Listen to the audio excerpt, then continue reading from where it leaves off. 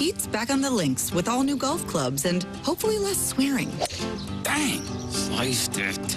He worked with Empower to help him get good at money so he can be a little bad. Heads up! Oof. Talent sold separately. Guy said these were slice proof. At least he has money for lessons. Invest well, live a little. Start today at empower.com.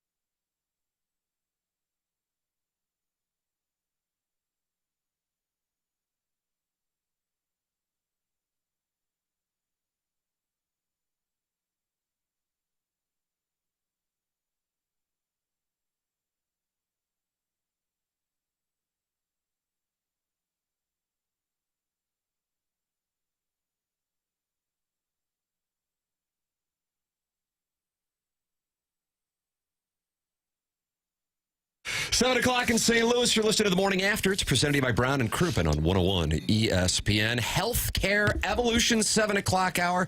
Tim McKernan, Doug Vaughn, Martin Kilcoyne with you on the program. It's a program that welcomes you to text in 314-399-9646 on the Air Comfort Service text inbox. Call in the Callier and Thompson phone lines, 314-974-0101.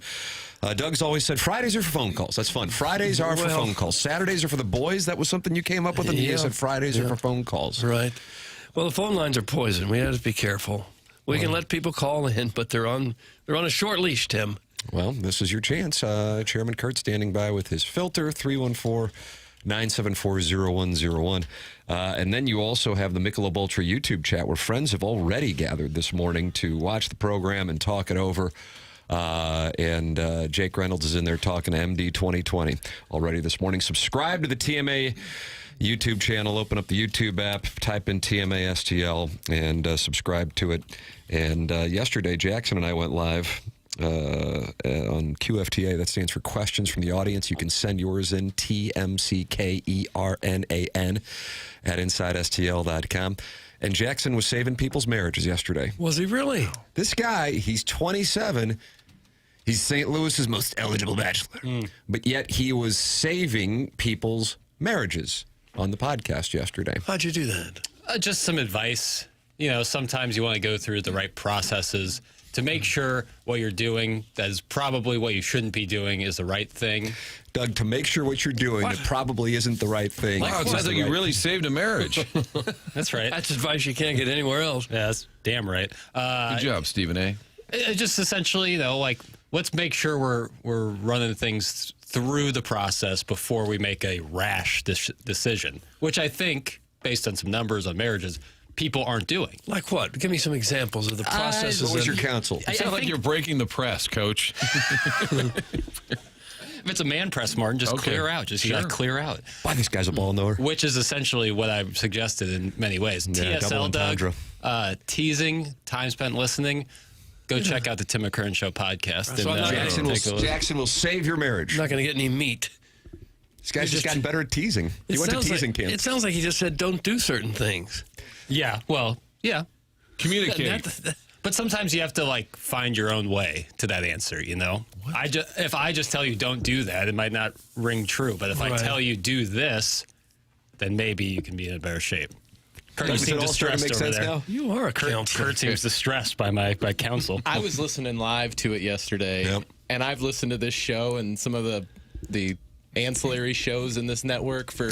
Don't say ancillary. I like that. I think it's the right word. For 2 decades, and I've heard some things, but yesterday, I think just considering who it came from, the fervor with which it was said, it was one of the more shocking things I've heard in the TMA universe. What was the sage advice? Shocking. Other than don't do certain things. It was really more do certain things. Yeah, more of what to do than what not to do. This guy Any saved. specifics, Doug? Have you heard any specifics? I'm digging, trying to get some. Nothing. Just be true to yourself and be true to the marriage, Doug. All right. Always be open and listen. Jackson's literally keeping his head down. He's not making eye contact. He moved on from us. I mean, you guys are asking me questions. I'm trying to get this thing up, trying to find the damn password. Let me do one thing at a time. Okay, Tim, you were there. I was. Okay, maybe you can articulate to Doug, who's asking the question, and I'm kind of interested now, too. Well, we got better at teasing, Jackson. You sure did. Yeah, you just got to listen to the podcast. I'm going to go leave. I'll be back. I'm going to go listen to this damn show. Doug, I'll come back with a full report. Thanks. He saved marriages by saying do certain things. That's the advice. A summary, if this were, would you enter it into Grok? Would you enter it into ChatGPT? Well, you don't need that when I you don't got trust me. it yet. Well, you're not answering their questions, though. You're looking down intentionally. You won't make eye contact. Is this the left side of the infield you talk about? Yeah, I'm just trying to. Doug, what's the question? Give me some specific examples of what to do, what not to do. Don't just tell me you've got to do certain things.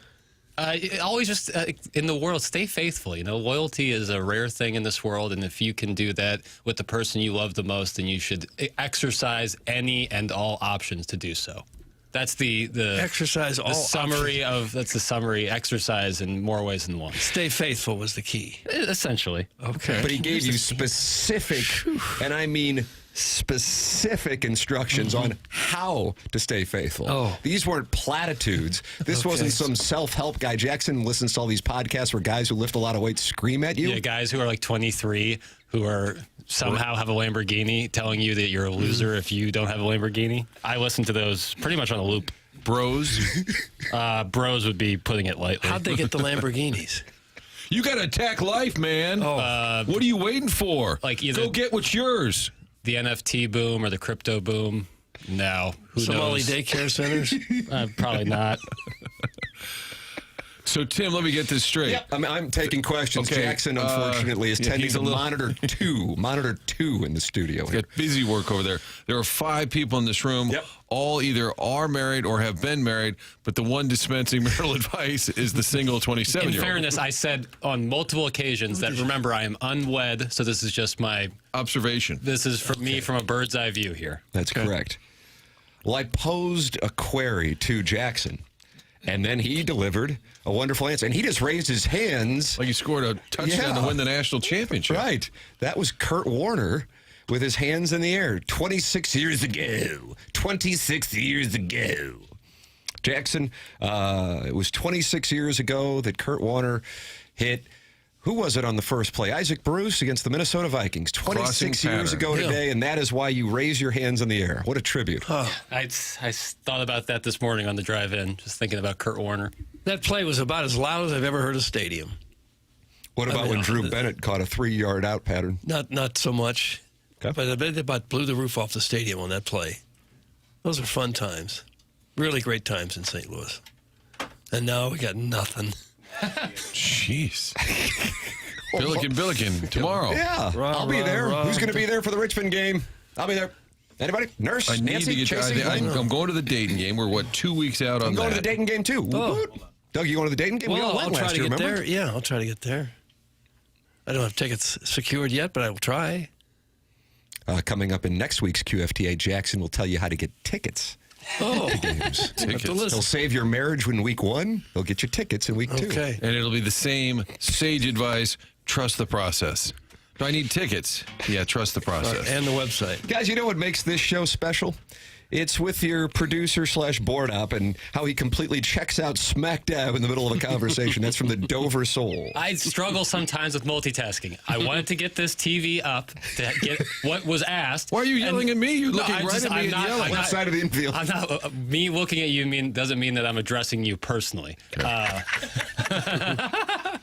I'm saying that I sometimes struggle and I wanted to get it up. Otherwise, it would take me 25 minutes to do it because I can't multitask sometimes, especially while understand. talking on live radio. So sometimes I got to All lock right, in. Calm down, boy. Pull it together, boy. Pull it together, boy. Pull it together, boy. Pull it together, boy. To be fair, we often throw things at you like assignments. And, hey, will you turn that on? And then we start talking to you. But I think I've buried the lead already. Doug, I was at the MAC last night. They had a great Cardinal 2011 reunion. Gentleman walked over. I was covering it for the 2 Fox. Danny Mac was hosting. David Freeze and teammates up there on the dais. The guy hands me a crumpled up napkin. Did you bring it in? Yeah, Yes, you did. I'm handed the MAC napkin. I'm handed a crumpled This up made its way in the TMA group chat last night. I was talking to a gentleman, and another person comes up, crumpled up napkin, kind of secretly hands this to me, and I said, "Oh, thanks, whatever." And I'm like, "What in the hell?" Probably 5 minutes later, when I was done talking to the other gentleman, I open it up, and it says, "Doug can be the bottom." # TMA. And I thought, what in the world? Was he tall? And then I was racking my brain. Who gave me, like, I didn't really pay attention. Right. So then I start walking back in that big grand ballroom, and I'm looking around going, where's the weirdo? I couldn't remember who gave it to me. You should have just gone person by person saying, is this Excuse me. this a 90-year-old man in a wheelchair. Excuse me, sir, does this look like you're writing? What's that supposed to mean? Well, I wasn't going to really Jackson, workshop you're it. going to but- tend to that right here. And why would he hand it to you? Because of, Did he think you were me? Because oftentimes people Well, will come up to that's me and an say, "Hi, interesting Marty." They confuse you and Madden? Oh, yeah, I get it many times. Sounds like Big Walt after a couple Bud Selects. Jesus, Marty. Oh, you're the other guy. No, I think it was just I was a TMA representative, and they were pass it along. I think, here you go. It's yours, All right, not thank mine. Here you go. I'm just a It's courier. nice to clear that up. Courier in all this. Doug can be the, in air quotes, well, not air quotes, real quotes. That's the kind of stuff I get handed. Well, are you interested? How tall was he? Did he have strong hands? Man, this is hot. No, I don't want these kind of notes. Another gentleman came out and said, "Martin, I watch Sports Final every night." I said, "Oh, that's great." He said, "I usually fall asleep about 10:45." And I said, "Well, the show goes till 11." He said, "Yeah, I enjoy the show. It's just I fall asleep because that's about my bedtime." I said, "Well, if you could, leave the remote on and we'll get credit for the ratings, I believe." Couldn't he have just left that part of the You'd think. compliment out of the sentence? Well, and then he said, "Are you still doing radio?" And this guy is probably about my age. And I said, "Oh, yeah, on 101 ESPN." He goes, "Oh, okay, I only listen to AM." And I said, "Really?" I said, "You're the guy. You're the last one standing." I said, "Well, I've had a few runs on that side of the dial." He said, "Yeah, I know." That's all we know. Or HD2, as the case might be on this presentation. It's sad. All St. Louis can have now is these past reunion via sports teams and memories that are just long gone now. That's all the city has and can talk about. Doug, that's from Jay Killa. Okay. We're in the midst of a national championship run in which St. Louis University, Illinois, and Missouri are all going to be in the Final Four. Right. We've got a good thing going with college hoops. My overwhelming concern at this point with the Cardinals, and I know it seems far-fetched, is that if they continue to bleed out their fan base with terrible teams in a city that's going in the wrong direction, what's to say the DeWitts don't sell the team and somebody says, let's go to a bigger market? Let's go to Nashville. I mean, that would just gut this town. I do think MLB would step in. I think they would. It would be a hard sell to Major League Baseball for the Cardinals to move out of St. Louis. You would think it would be an impossible sell. I think they're more likely to expand. On the table at this point. I agree with that, but I think MLB is more likely to expand, whether it's Nashville, Orlando, Portland. That's what Manfred, among the great things he's thrown against the wall, Doug. Got a golden at bat, and we'll look into expansion.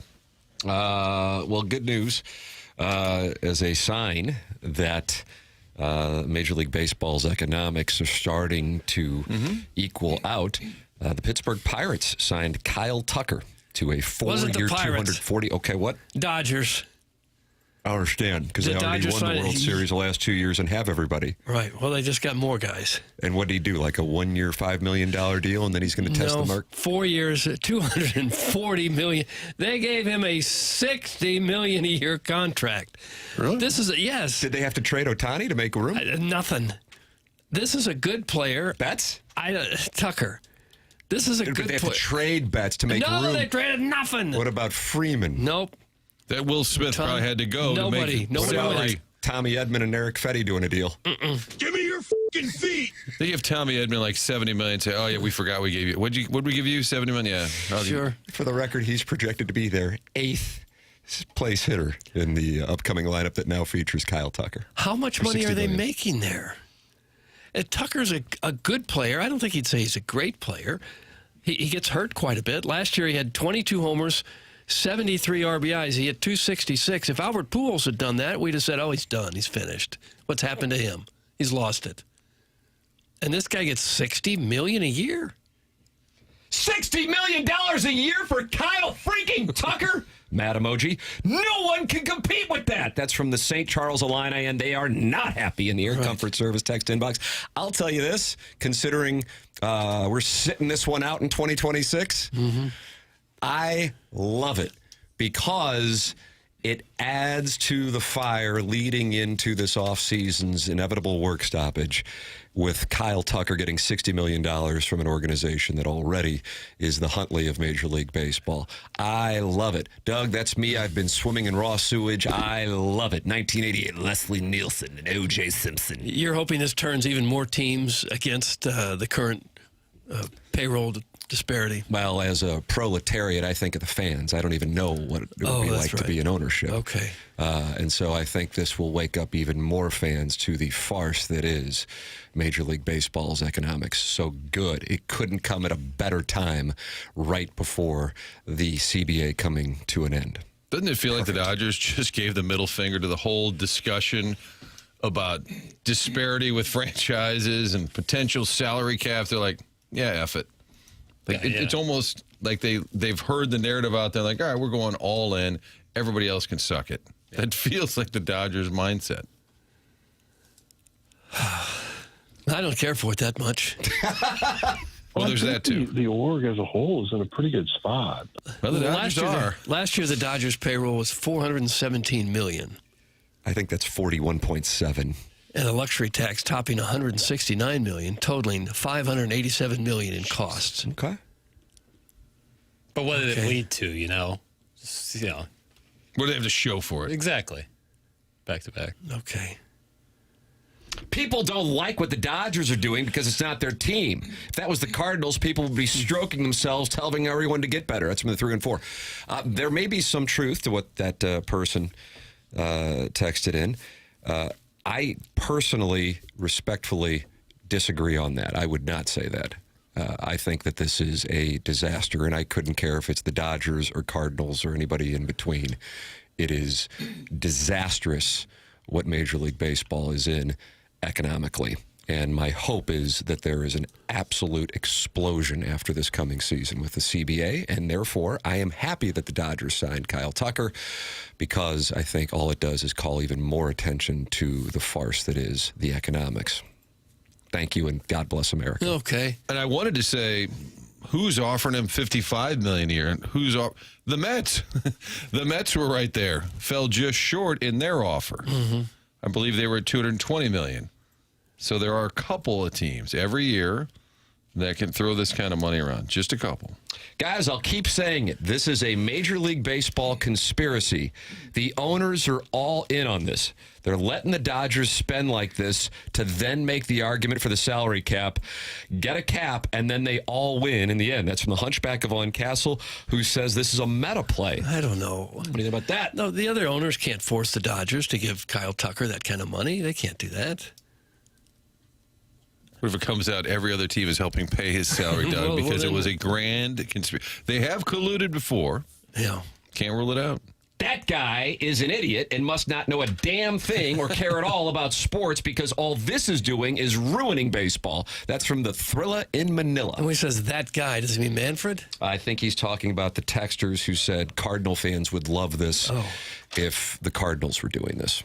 And I'm sure plenty of Cardinal fans would, don't get me wrong. But looking at it from a health, like, for example, I love college football, but doesn't change the fact that I would be the first one to say the state of college football is not sustainable in its current form. I love Major League Baseball. I'm doing this because of my love for the Cardinals, and the state of Major League Baseball's economics are not sustainable. So, you know, you can look at your team also and then make an observation on the health of a particular category in the industry. And in this particular case, this is not sustainable. And it, I believe, will be coming to an end. It is just going to be one hell of a process with a work stoppage following the season. And the Cardinals seem prepared for that, as they've got no one under contract after 2026. So if it stays this way and there is a lockout and we have no season in 2027, the Cardinals will have no payroll, as I understand it. Sharon in Clayton is saying it's the fans' fault.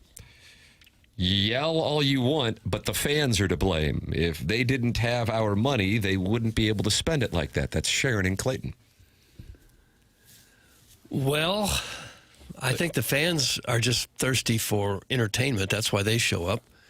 And enough of them agree to pay exorbitant prices for tickets and hot dogs and parking and all that, that the money does go into the pocket, and watch on TV. Money does go into the pocket, ultimately, of the owners. I think the Dodgers, they also make a lot of money in Japan, Asia. Yeah. I'd give Tim $60 million annually if I had it. That's from the recovering alcoholic from Belleville and Webster Grove. And you would take it, and the rest of us would lock you out. Or we'd get locked out. Who gets locked out? I don't really care because I have the Because you $60 have million. yours. Okay. And I would just be hanging out and saying, oh, man, I hope you guys can get some. And then I would turn off my phone. Just let Jimmy have all the money. You can text in your anger, 314-399-9646, or you can express it in the Michelob Ultra YouTube chat, where 165 people are in there early this morning and talking it over. YouTube.com/TMASTL. I am going to self-immolate if I have to hear one more of Sharon's moronic text. That's from Kwame Voyukas the fourth, Doug, and he loves the Billikens. Rah, rah, rah. Okay, what does it mean to self-immolate? Jackson? Does that set yourself on fire? Yes. Okay. All right, so that's out there now. Huh. Why doesn't he just say, set myself on fire? Sounds cooler to say. So. Yeah, self-immolate. Yeah. I got active phone lines here. And you always say Fridays are for phone calls, Doug. Well, 314-974-0101. We will talk it over coming up in the next segment. For those of you on hold, feel free to stay on through our commercial break. The program is called TMA 101 ESPN.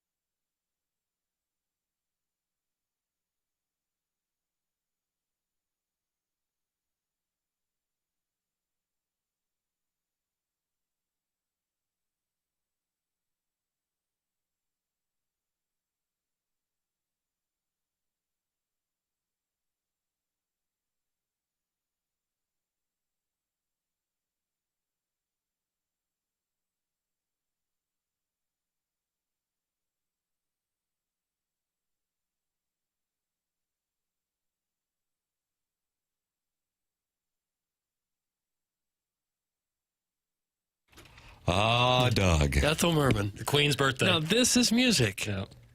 We went from Run DMC yesterday to Ethel Merman today. Diversify. Doesn't get better than this, fellas. CMA 101 ESPN, 7 o'clock hour is brought to you by Healthcare Evolution. Doug, you're going in there, aren't you?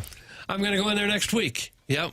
Oh, I've got a myriad of aches and pains he can take a look at, especially my shoulder. We'll see what he can do. No, it's healthcare-evolution.com if you are sick of waiting around to get in to see a specialist and then getting the treatment a couple months later and then maybe figuring out what's finally wrong. Go to healthcare-evolution.com and they can get you in for a free consultation today. That's Logan Taylor and his team at healthcare-evolution.com. 7 o'clock hour sponsor here on the Morning After. Tim McKernan, Doug Vaughn, Martin Kilcoyne with you. Jackson Burkett is on the ones and twos. And Chairman Kurt is filtering both the phone calls and the Callier and Thompson phone lines and also the emails for our Design Air Heating and Cooling email today. The Morning After at InsideSTL.com. That comes your way at 9:45 on the Stiefel dossier. Design Air is online at DesignAirService.com. Martin's a client, Doug's a client, and I'm a client. And Doug, it's going to get cold this weekend. I know. Any HVAC issues, all you need to do is go to DesignAirService.com. And when the temperature is 17 degrees tomorrow or 15 degrees on Sunday or 15 degrees on Monday or 15 degrees on Tuesday, or let's look ahead to next Sunday when it's -2 degrees. I said -2 degrees. That's a week from Sunday? That's right. That's right. Championship Sunday? That's right. You go to DesignAirService.com, and they will come out and fix it quick, fast, in a hurry. No upselling. They build their business by letting people know they're going to fix it and not upsell. That's how Seth and his team have been around for more than 100 years in the St. Louis area. The longest-running sponsor on TMA is DesignAirService.com. That's Design Air Heating and Cooling. Your Stiefel dossier today at 8:15. We'll be joined by Joey Vitale for his traditional Friday appearance on the program. The Colonel at 9 o'clock. And then U.S. Senator Eric Schmitt in studio at 9:30 to talk about the slew to the Big East letter that he sent to the Big East commissioner this week. And then also, what has he got going on with college athletics, Martin? He said something in about addition on the SEC. He referenced meetings with the SEC about NIL. A lot of people in the college sports world have said, we got to get this under control. We got to go to Congress, get them to figure it out. People laugh at that. How are they going to figure it out? But apparently there's been some discussion at that level about NIL, SEC. So he wants to come in and talk some Mizzou hoops. Football. So Eric Schmitt, Senator, will be in studio at 9:30 talking about those sports issues with us here on The Morning After. So the table has been set with the Stiefel dossier that culminates with the Design Air Heating and Cooling email today, and you can compete The Morning After at InsideSTL.com. We still have the incel from the other side of the couch leading, but Carlos Spicy Wiener's got to win, along with Sharon, Doug, one of the many female listeners, but this is Sharon D, not Sharon and Clayton, That's Mitch right. from Richmond Heights, Buck Swope, Harold with 2 R's, Shooter McGavin, and Ollie all have wins. Somebody's going to win a $10,000 HVAC system from Design Air Heating and Cooling for winning the email of the month, The Morning After. At InsideSTL.com. That is how you can compete. Chairman Kurt, how are the phone lines looking? You tell us where to go to. You are the filter. Where are we going? Well, I'm going to give Doug the option here. Okay. Doug, do you want to spread some positivity, or do you want to talk to somebody that wants to talk to you? I could see that being some negativity. Well, let's go for the positivity then. Sure. Line 1, Jackson. A little pick-me-up would be nice. Line 1, you are on line 1. Hello, line oneer. Is this Trent? Hey, guys. How's it going? Oh, fine. You? Pretty good. It's Dirk 3K here. I don't know if Doug Dirk 3K. What does that mean? that's just my name in the text line. you know? Dirk 3K. Sounds like a Okay. video game. I pulled an all-nighter. Did you? Because my schedule's messed up, so I finally was able to catch you guys live. Been podcasting since you guys moved to 101. So, caught every episode. So it's been really a good time. You guys have helped me get through some rough times this past year. So I just wanted to say thanks for that. I know it's your job and everything, but, you know. Well, thank you, Dirk 3K. It's a wonderful little sentiment. We're happy that we can This help. is the positivity you were looking for, Uh-huh, Doug. it sure was. What's your work schedule? Currently in between jobs right now. Okay. So that's part of the reason. But I've got some interviews coming up next week, so I had to get my sleep schedule right. Because, I woke up at 4 p.m. today, so that was bad. So now I'm fixing that. Okay. Well, good luck with the job search. I'm sure you'll find something soon. Oh, yeah. It's going to be great. Tell them you're a TMA listener that usually gets you an executive offer right away. Mm-hmm. Okay, yes, definitely. Definitely got to do that. I got to tell them I know Tim. I know that'll get me a lot of phone names. Okay, put that on the resume. Jackson dispenses advice. Do you have any questions for Jackson? Or not? No, I don't. Okay. Jackson, shout out, 2016 alum. Hell yeah. As well. Oh, Horton Watkins? Oh, we got a Horton Watkins on the line? Not a Horton Watkins. Calhoun High, not a Horton Watkins. But 2016, same year. Nice. Same year. Nice. Same thing. So, it's kind Calhoun of High? Yes. Yeah. The one that Martin covered that was doing the football thing for. Oh, yeah, up there. It's a beautiful CBC? It's, peach country. No, that's that piece of the island up there. Gotcha. Yeah, that peninsula. Peach country. Oh, Scotch Wrinkle Ball Sack. Another peninsula. Yeah, we have a lot of listeners in Calhoun. I love that area. You get on the ferry, Jackson, over there in Grafton, and then you get across there, and then just go for a nice little country ride. Right, just like going to Staten Island. Mm-hmm. But you guys do a great job, and I just wanted to, say some good things. So, Doug, you're really funny. I like it when you get upset at people being sexual towards you. Oh, gosh. Not to put too fine a point on it. Yeah, but that's specific, and I enjoyed it. Martin, you got some really good dry wit that I wasn't expecting at all from watching you on the news. Because I'm such a stiff. Almost a left-handed compliment. These are all meant to be really good compliments, I swear. Yeah, okay. Jackson, you're much better than people give you shit for. The FCC restricts that word with the exception of Nick Saban. Oh, he got too comfortable. I apologize. Jackson, you're a lot better than people give you crud for. Okay. Thank you. Thanks, Coach. Appreciate that. I forgot I was on FCC guidelines. I apologize. Yeah. Well, I'm glad you're comfortable. Chairman, great job on the phones and the email. Don't let the haters get you. All right, Chairman. Thanks, Dirk. And Tim, what else is there to say that's not already been said? I knew you were saving the best for last. It is tough. You got to. So, anyway, I'll end the call here. Let someone else have a turn. You guys do great. Keep it up. Okay, Dirk. God bless you, Dirk. He never flirted with you. No, we'll do that later. Thought that was gonna Off air. happen. That's when you flirt with the listeners. Well, usually. He'll let someone else have a turn. Get this positivity off the phone. It's too much. That's from Mailman Rob. It's too much. Guys, no doubt that's the porta potty guy. That's from Mr. 10,000. Could have been. Shocker, you guys have a listener who's unemployed. That's from Lady Sonia's teacup. And now, Doug, we're going to balance some of the positivity out. That's not fair. Time to go to line 2. Haven't all of us been between jobs at some point? Some chick came in, and supposedly she saw me or whatever. Could have been.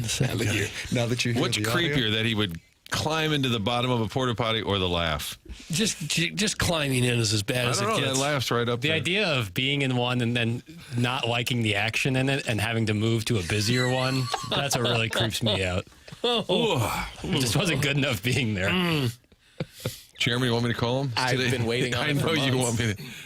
I give For you a the surprise guest. Trent Green yesterday. Porta potty guy. I just worry that Porta Potty guy's going to go the same route as Sister Jean after I gave you her number. Oh, no. Little whammy. So who's the negative guy? We got another caller. Now, in fairness to Kevin on line 2, I don't know that it's going to be negative, but he wanted to talk to Doug's, and I just read the tea leaves a little bit. It's Kevin Miller? No. Okay. Kevin, you are on the Callier and Thompson phone lines with Doug Vaughn, 101 ESPN, TMA STL YouTube channel. Good Hello, morning. Kevin. Good morning, everyone. How are we doing? Oh, we're fine. You? Oh, I'm not too bad. All right, then. Okay. It's a little chilly this morning, but it's going to get worse, I think. Yeah. So what's on your mind? Doug, I just have to say you're killing me. How so? Is there anything about the Cardinals that you cannot be negative about? Well, I'm hopeful that Weatherholt comes up and becomes a stud player. Beyond that, I don't see a whole lot positive heading into the season. What do you see that I'm missing? Well, I think that I'm in the minority probably, but the Cardinals have a chance to prove everybody wrong. What does that get you? Young talent. What does that get you to have the chance to prove people wrong? And make the playoffs this year. You think they're a playoff team? Suck it, Doug. Well, I hope they are. I really do. It's been my team since I was a tiny little kid. These kids have won in the minors. Why can't they win here? Well, because most of them aren't kids anymore. They're mid to late 20s, and they've been around 3 or 4 years, and they've done nothing. Well, I hope they prove you wrong. I do, too. I'm with you there. I sure hope they prove me wrong. I wasn't trying to be too negative, you guys. No, well, that's you're fine. actually Reasonable positive questions about the Cardinals, but you're mad at Doug's negativity. Hello, gentlemen, and Doug. That's right. You see a lot to be positive about going into this season based on what they've done so far? I mean, I just like some of the guys that they got coming up. We got Blaze Jordan, Bryson Motts, J.J. Weatherholt. You know, these guys are going to be, I think, staples in our team. Well, I hope Weatherholt, I think everybody's got high hopes for him. Everybody all across baseball thinks he's going to be a terrific player. I don't know about the other guys. It takes more than one guy to be a contender, too, and he hasn't done it yet. And I still have a lot of hope for Jordan Walker as well. Yeah. One of my favorite players. Obviously, the Cardinals have hope for him, too, but he's got to pick it up. Well, I appreciate talking to you guys this morning. Well, all right, Kevin. Thanks for calling. I like that. I clipped that off right there at the end. I enjoyed it. Right. We'll let somebody else have a turn. There you have it. Doug, the phone line. See, this is why you say Fridays are for phone calls. All right, who's next? Let's go. Yeah, 969 Doug. Call in right now. Doug or 314-974-0101. Am I the only one on this presentation that doesn't think the Cardinals are poised to make a long run in 26? Bold man. Martin and I have been saying this is a world championship or bust in 2026. I was waiting for the turn there of sarcasm, but I think he sincerely was remaining hopeful about the squad. Yeah, the Cardinals certainly have their hardcore faithful who are with them through thick and thin. Whatever they do, it's okay. They've always got a shot. I respect that.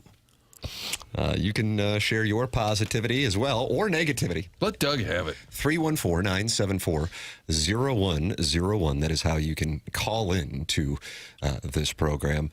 And, of course, you can text in 314-399-9646. That's the Air Comfort Service text inbox, and join in with hundreds of TMA listeners by watching the show on the TMA STL YouTube channel.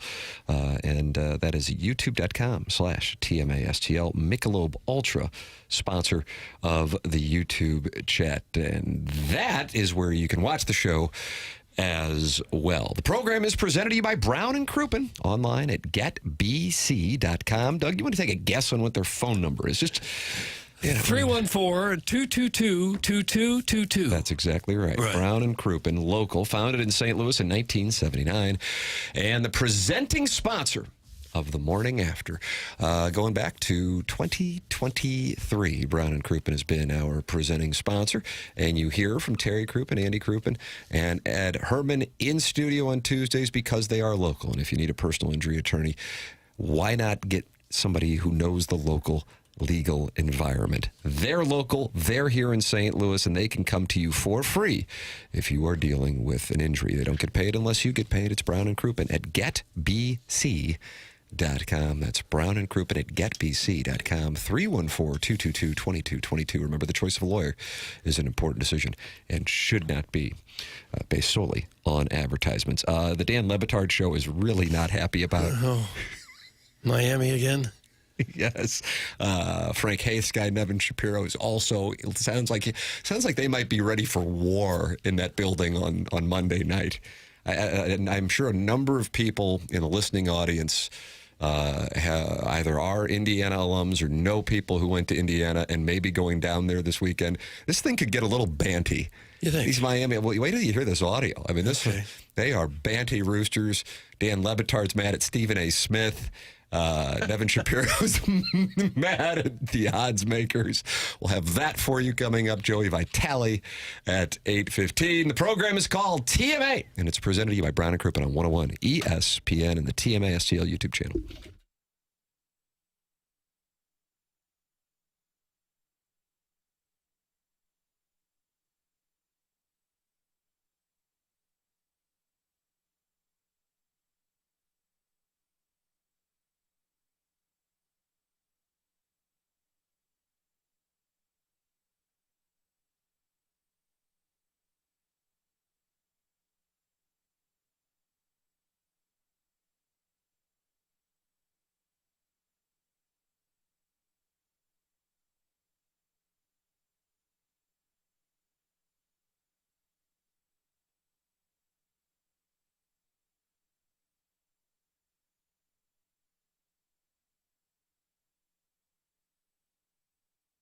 Great day to go to the Village Bar for lunch. It's always a great day to head to the Village Bar, get a cheeseburger, some waffle fries. Paper, maybe you and I go to lunch today. What do you say? That sounds fun. Maybe we should.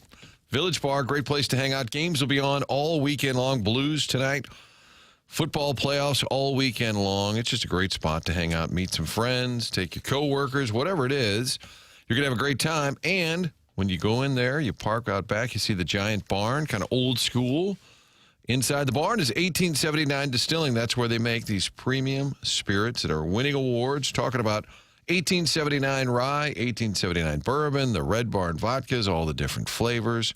You can really taste a difference. And on Saturday, stop by Village Bar between noon and 5. That's when the tasting room is open. It's right next door. It's connected to Village Bar. A nice little secret there. It's a speakeasy, beautiful spot. Tasting room, noon to 5. Check out, sample the product on Saturdays, noon to 5, right next door at the Village Bar. Great website as well, 1879 Distilling, and hear the whole backstory there, why they started this, what inspired them, and again, award-winning brands taste the difference. Stop by the Village Bar for lunch, and then on Saturday, swing by for the old tasting from noon to 5. Find out more at 1879distilling.com.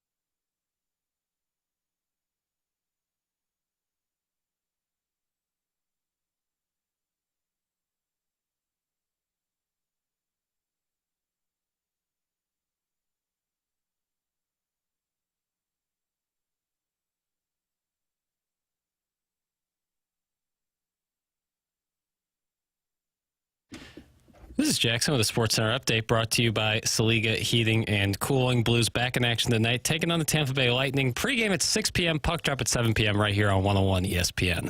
That was another Sports Center update brought to you by Saliga Heating and Cooling, a Daikin heating and air conditioning dealer.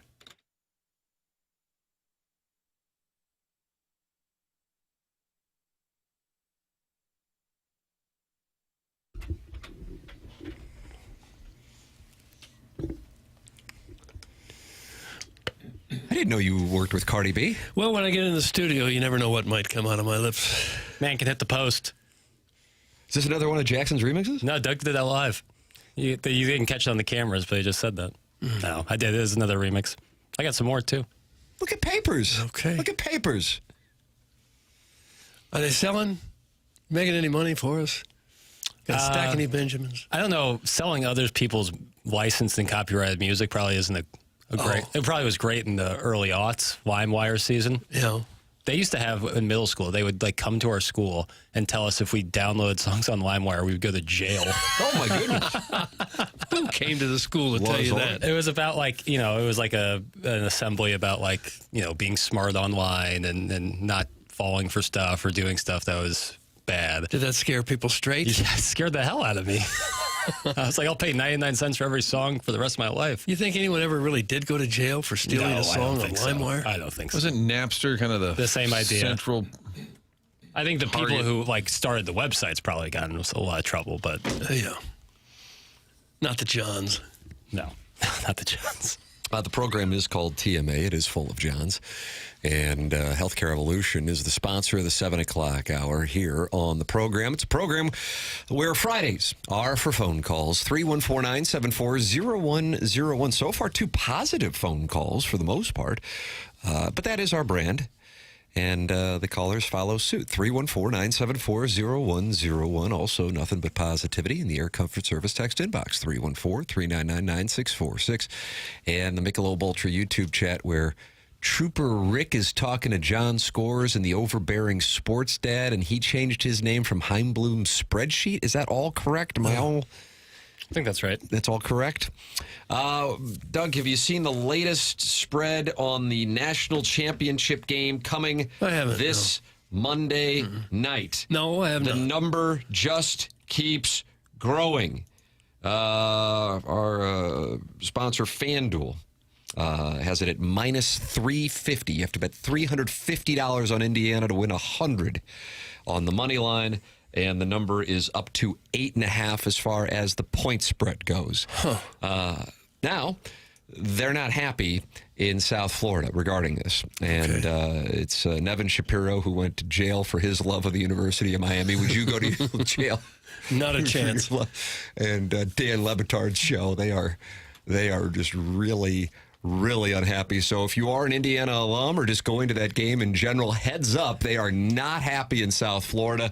I think they're under the impression that it's going to be nothing but Miami fans in that building. I'm actually on the opposite impression of what they think. Jackson, what do we have here? Dan Lebitard's not happy with Stephen A. Smith. Nevin Shapiro's just angry as a little hornet. Nevin Shapiro's a real wild cat. I mean, I don't know what to think of that guy. But Lebitard seems to just be perturbed by a stiff breeze that comes through South Florida. So you take a listen. I'm driving yesterday, and Stephen A. Smith is saying no manner of hugely objectionable things about the world that I wanted to comment on every 5 minutes for the last 2 years. But finally, he pissed me off yesterday when he's like, does Miami have a chance? Is this even going to be a game? Like Indiana and Stephen A., you came sniffing college football 3 weeks ago. Don't try to pretend like you've been watching any of this. Miami's playing a home game for the championship. Do you people have no sense of history of what that means? Miami wins that game, always.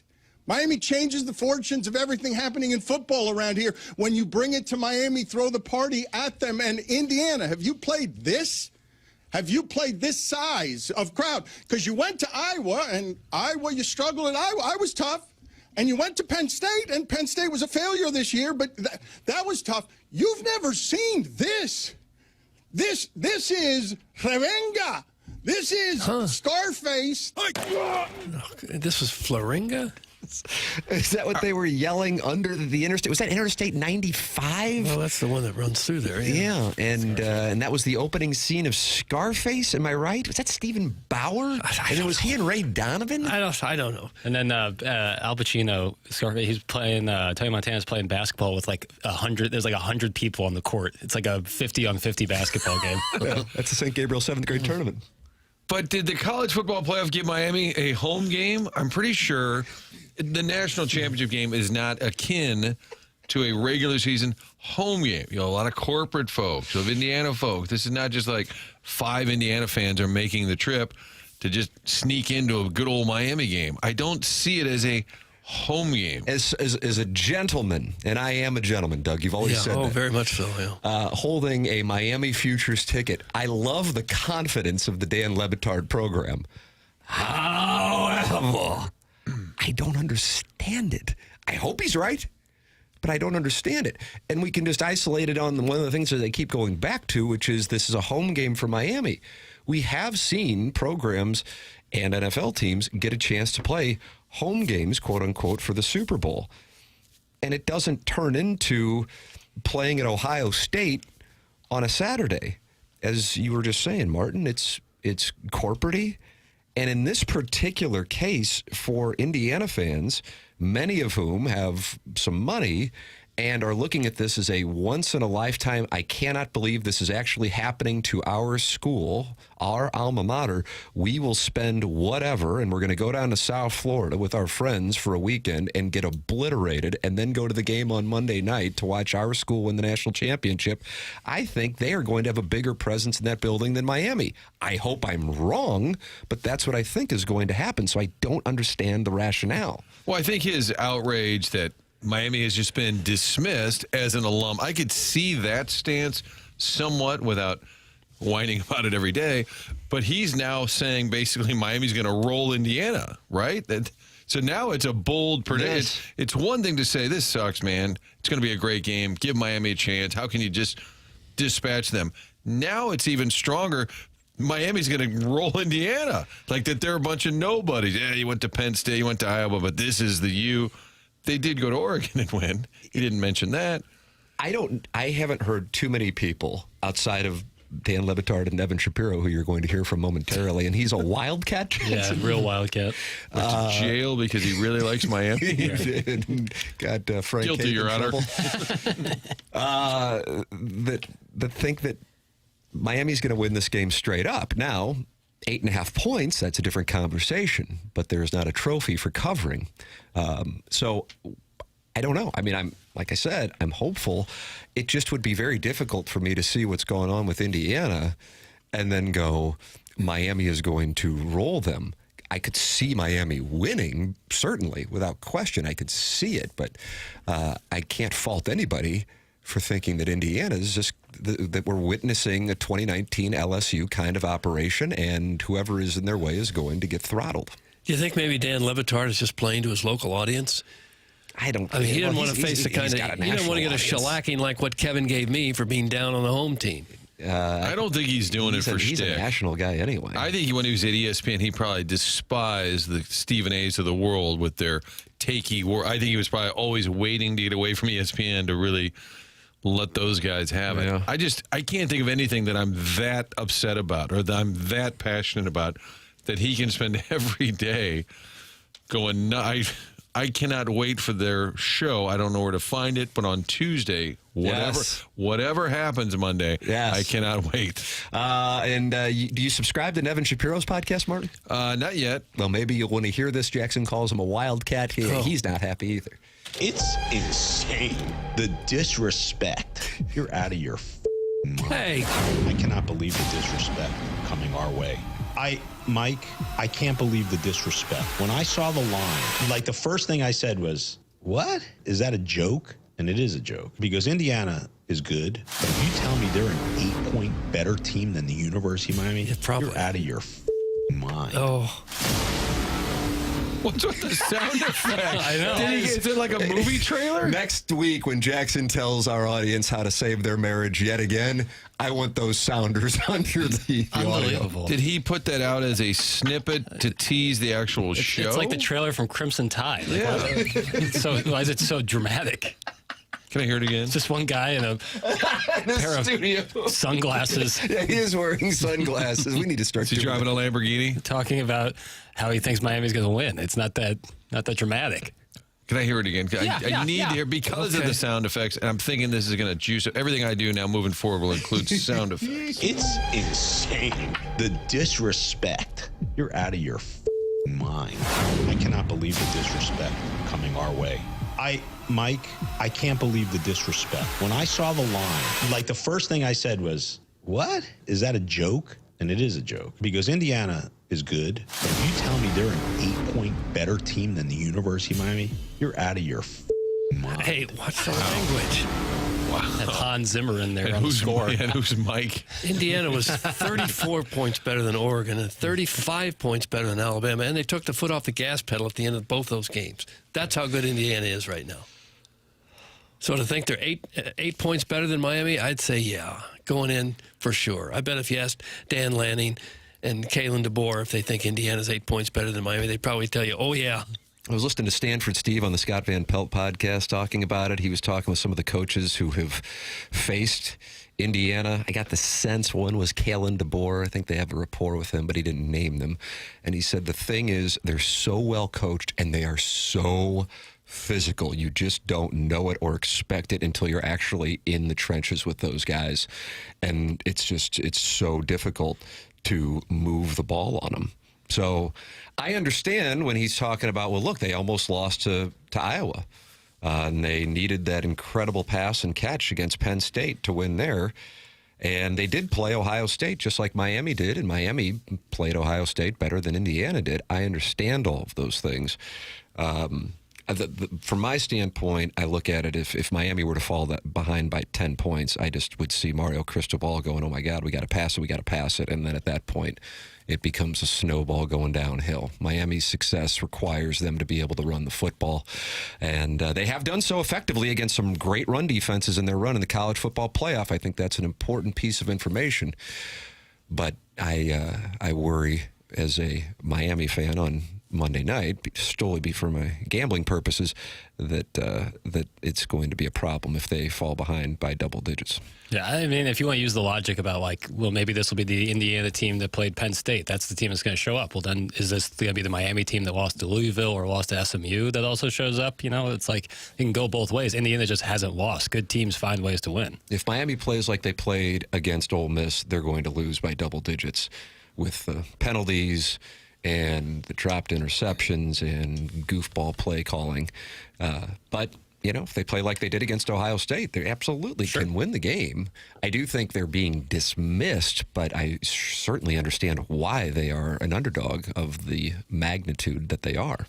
Yeah. Little Bearcats called him an absolute cornball.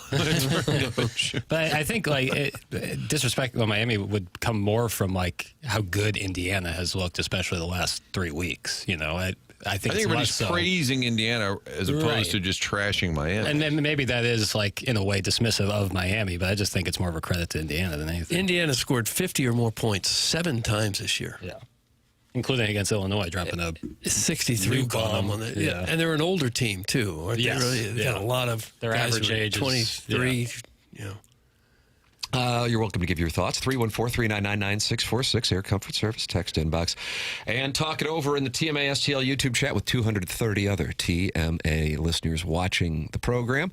And email in for our Design, Air, Heating, and Cooling email today, the morning after at InsideSTL.com. That will come your way at 9:45. The incel from the other side of the couch is the leader so far on Friday, January 16th. 2 more weeks to go in this competition. Is it the incel's time on this program, Doug? Or has it always been? I don't think it's his time. No. Design Air is the sponsor see. of this $10,000 HVAC giveaway the morning after at InsideSTL.com. Martin, you're a Design Air client, just like me and Doug. Love Design Air. Had them come out in November. We needed a new HVAC unit. Walk you through the whole process. All these things that have changed over the years. That's one of the great things about our conversation. We had beers with Seth, talked about the industry, how his family has been involved for more than a century, how the industry has changed. So when you sit down and talk about the options, they start telling you the humidity in your home, the air quality, all these things that have changed over the years. Get the best. And that is Design Air. Installation made easy, the whole process, start to finish, you'll be satisfied. And the team there, it really is a team at Design Air. We love the entire staff. Doug gets a little weird talking about them, but it's a great staff. You'll find out for yourself whether it's a repair or a replacement. Get online, designairservice.com. They are the longest running TMA sponsor. For a while, Seth didn't want us to admit that, but now we actually can tell you that. Longest running sponsor. They bring you that email of the day, and what a big old prize this month, giving you a brand new HVAC unit. It's just a great company. Family owned for all these years, St. Louis based. It is designairservice.com. Joey Vitale at 8:15 on the other side of our commercial break here at the top of the hour as we leave the Healthcare Evolution 7 o'clock hour to go into the Fisher Window and Door Store 8 o'clock hour. The Cardinal win total for the upcoming season has been set, Doug. Oh, it has. And you're going to get a chance to guess what it is. Okay. And we will tell you what that number is set at. Plus, Kyle Tucker and his $60 million a year deal to go to the Dodgers for 4 seasons, getting all kinds of response this morning as baseball heads down toward its work stoppage. We'll have that for you coming up. Joey Vitale at 8:15. This is TMA 101 ESPN.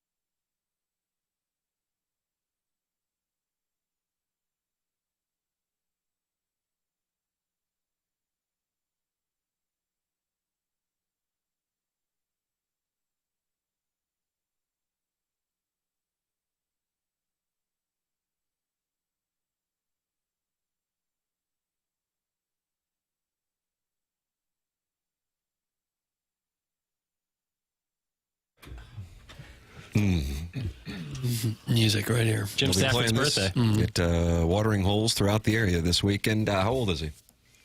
Is he deceased? No, he is 82. Oh, is he that old? 1944? That'd be 82.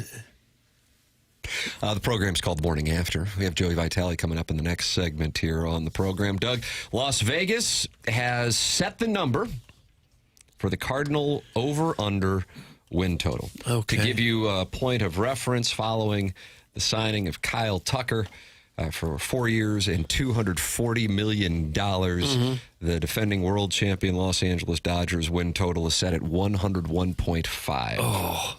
Okay. The Yankees are on top of the American League with their win total at 93.5, the highest win total in the National League Central. Chicago Cubs at 90.5. Okay. Where do you think Las Vegas has sent the 2026 St. Louis Baseball Cardinals? Well, last year they won 78 games. Covered the over. And they have traded away their best pitcher and maybe their two best position players with almost nothing to show for that in return. So I would say I'll put it at 70. Martin. 70 would get you, what, 92 losses? Just a little low, we too low. 73. Jackson Burkett. I saw it yesterday, so I he recuse. He recuses himself. Doug wins because he didn't overbid, but Martin was closer. 72.5 is the official number. 72.5.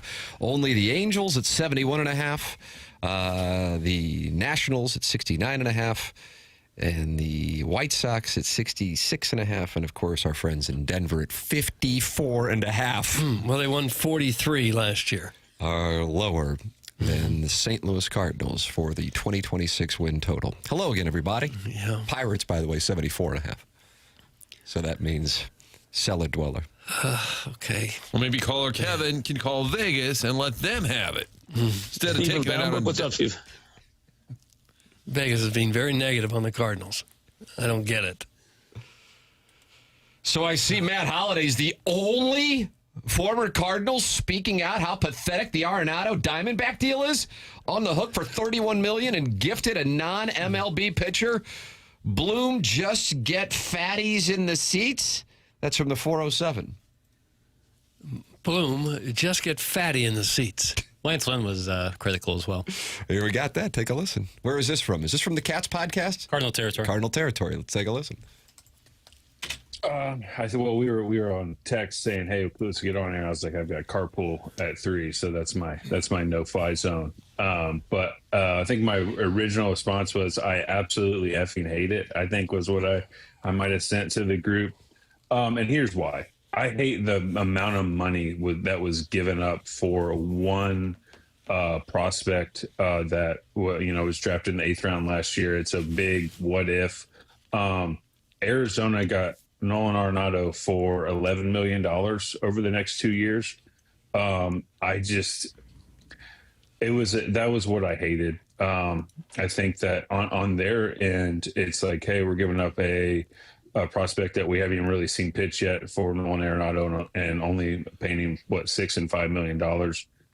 But here's what, when you kind of relook at everything that's gone on, the handcuffs that were put on him and what he's had to deal with trade-wise this year because of the no trades. And I think that the list for each guy was so small that he was kind of stuck. But the amount of money given out on all the trades have kind of hurt me with the lack of, let's call it, high-end prospects coming back. I think everybody's been kind of listed as maybe a ceiling as a number 3 starter, kind of fits in as a depth role and or a mid reliever. So I guess the idea was, hey, let's just see how many arms we can get, and hopefully one of them or two of them hits has kind of been the gist of it. Yeah, that's my feeling exactly. I thought the more money you would give to a team, the better the return. And that's why I agree, and I said that the other day about the Arizona deal. You got to get rid of Arenado. You got to find a taker. You got to give him some money. But the amount 31 of the 42, so he's essentially going there. They get him for free, more or less. Yeah. Now, I'm sorry, Martin. I just thought they would get a little more in return. A.J. Przinsky on foul territory likes what the Cardinals and Bloom did. Good for This Chaim is what Bloom. Chaim Bloom is good at. What? I will give Chaim Bloom credit for this. I mean, remember he had to trade Mookie Betts. Yeah. Right? I mean, he didn't, although the return wasn't that great for what he got from Mookie Betts, but he's very able to find in places to send guys that other times they don't think they're tradable. Like Mookie Betts, he got traded. He has now had to trade Arenado right on the job, right? He traded Sonny Gray. He traded Wilson Contreras. These are all guys that had no trade clauses, and he convinced them all, like, hey, guys, we're not going to be very good. You guys should all get traded. Now, Gray and Contreras both went to the same place in Boston. Arenado goes to the Diamondbacks. It's fascinating. Chaim Bloom is. I love Chaim Bloom. We had him on at the winter meetings. He's awesome. I think he's great at making these moves. Now, the question for Chaim Bloom is, can he take it to the next level and actually build a winning roster and then be able to oversee it once they get good? I disagree on Sonny Gray and Contreras being untradeable. Now, it's different saying, the different argument is he's good at convincing them to leave. I think it's a pretty good argument. Hey, we're going to be god-awful. You want out? Oh, sure. How hard is that, though? How hard is it to trade a good player and you're paying most of his salary? Why would you get back pats for that? How hard can that be? Now, I agree that Arenado was probably almost impossible to move for all the different reasons. It could be that trying to move him the last couple of years, this is about all anybody was going to give you in return. Well, and that's why they didn't get anything done earlier. Well, him nixing the Houston deal last year was a disaster for the Cardinals as well as Arenado. So that's a year ago. You could still, I think, make the sale to another team. He's got something left in the tank. Just a little bit of an off year here. He's pretty close to having been playing at a high level. Now, 1 year later, after another bad year, bigger drop-off even, it was almost impossible. So I would not have wanted to try and package Arenado at this point. But I don't think Contreras and Gray would fall into players who were untradeable. No, I think this is a great trade for Arizona. A great trade. You gave up virtually nothing, and you're going to pay $5 or $6 million a year for still a pretty good third baseman. I bet there aren't many third basemen in the major leagues making any less than that. If I'm them, I'd take a shot at it for sure. Yeah. People are looking at this the wrong way. You did not send $30 million to Arizona. You sent Nolan to Arizona and $11 million and got a pitching prospect. The money was sunk cost with that contract. It was already gone, whether it went to Arizona or to Arenado. That's from the 310. I apologize. And I just don't agree with that thinking. To say you got a prospect, okay, that could be anybody in the minor leagues. Well, look what you got. Yeah, well, probably won't even make it to the major leagues. If you're going to pay the money anyway, the $31 million, why not have him on your team? Because you're trying to get some younger players. I understand. Yeah, I get that. If they had some hot prospect that was ready to come up, if they definitely say he's our third baseman, then okay. But the fact I think the fact that Gorman is going to be the first option is what makes it less exciting. Yeah. I mean, I think we know what Gorman is at this point. But I think it was time for Arenado to go. And it's the same thing with the $60 million that they've given up this offseason. They're paying $60 million for guys to play elsewhere. But on the flip side, you're saving about $60 million that you would have spent. And then you can get all these young arms, which may work out. Guys, Derek Gould explained it as Arizona paying for Nolan Arenado's defense and the Cardinals paying for the future offense. That's how he broke it down over the next couple of years. Arizona was not willing to pay for his potential future offense. That's from the 314. Well, I don't know. I don't know if I agree with that. You get the whole player. You get offense and defense. You get them both, regardless of who's paying for it. I just think if you're Arizona and you think you might be a contender and you can add a player of that quality, even though he's not who he was 4 or 5 years ago, and it costs you next to nothing, I think you jump up and down and say, yes, please. Tim, I don't want to Tim source here, but do you have that list of win totals projected? Sure, of course I do. What about Arizona in terms of their player? Because they're in that 79.5 is what they are set at, Martin. Okay. If I'm Arenado now, I'm a little depressed. Look at it. Just got to get out of St. Louis. Mm-hmm. Now, I think people believe Arizona could contend for a wild card. I don't think they're going to run down the Dodgers in the West. Padres are still there. Giants maybe on the uptick, but maybe a wild card potential. Yeah, I'm sure that's what they're thinking. Even if you're not a contender, it's still going to probably cost you $5 or $6 million to have a third baseman, regardless, no matter who it is. And to get one who might still surprise you and come to life in a different setting, that's a fantastic deal for them. For them, yeah. No question. I mean, they have very little risk. Mm-hmm. But I look at it personally, and I know we just disagree on how we see it, as the Cardinals are clearing space. And even though they are paying $31 million, they are still saving $11. And in their mindset, the truth is, even though they can't say it, they are not looking at competing in 2026. It sucks. It absolutely sucks. I'm not saying, oh, this is great. But I understand that this is the necessary step in order to get back. And unfortunately, it is where the organization is at this point. But I think they are doing the right thing. I know we disagree, but that, I believe, is their logic. 314-399-9646 is how you can text in and give your thoughts on the topic. Air Comfort Service is the sponsor of the text inbox on TMA. And then you got Michelob Ultra as a sponsor on the YouTube chat, where plenty have gathered. 250 on the nose are in there. Joey Vitale is going to take us on an odyssey. So enjoy your psychedelics, because that is coming up next here on TMA 101 ESPN.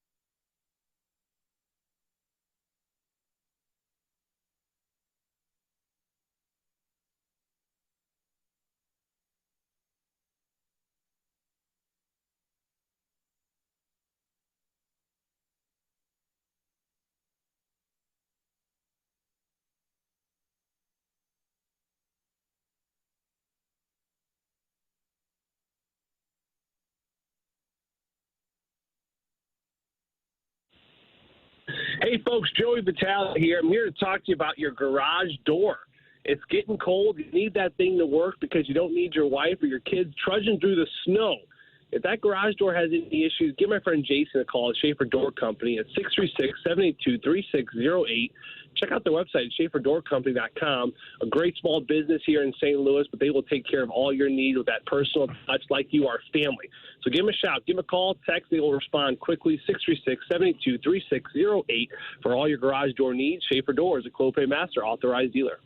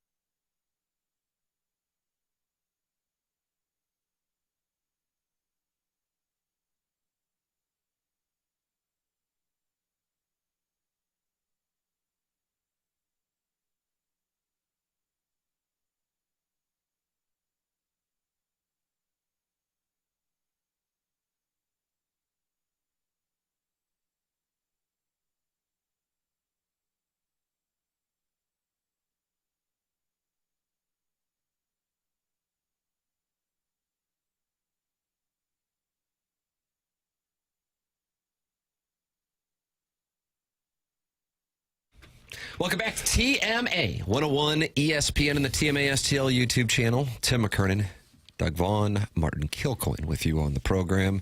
And Doug, look who's on the Callier and Thompson phone lines. It's friend of the program, Joey Vitale. Morning, Joey. Great.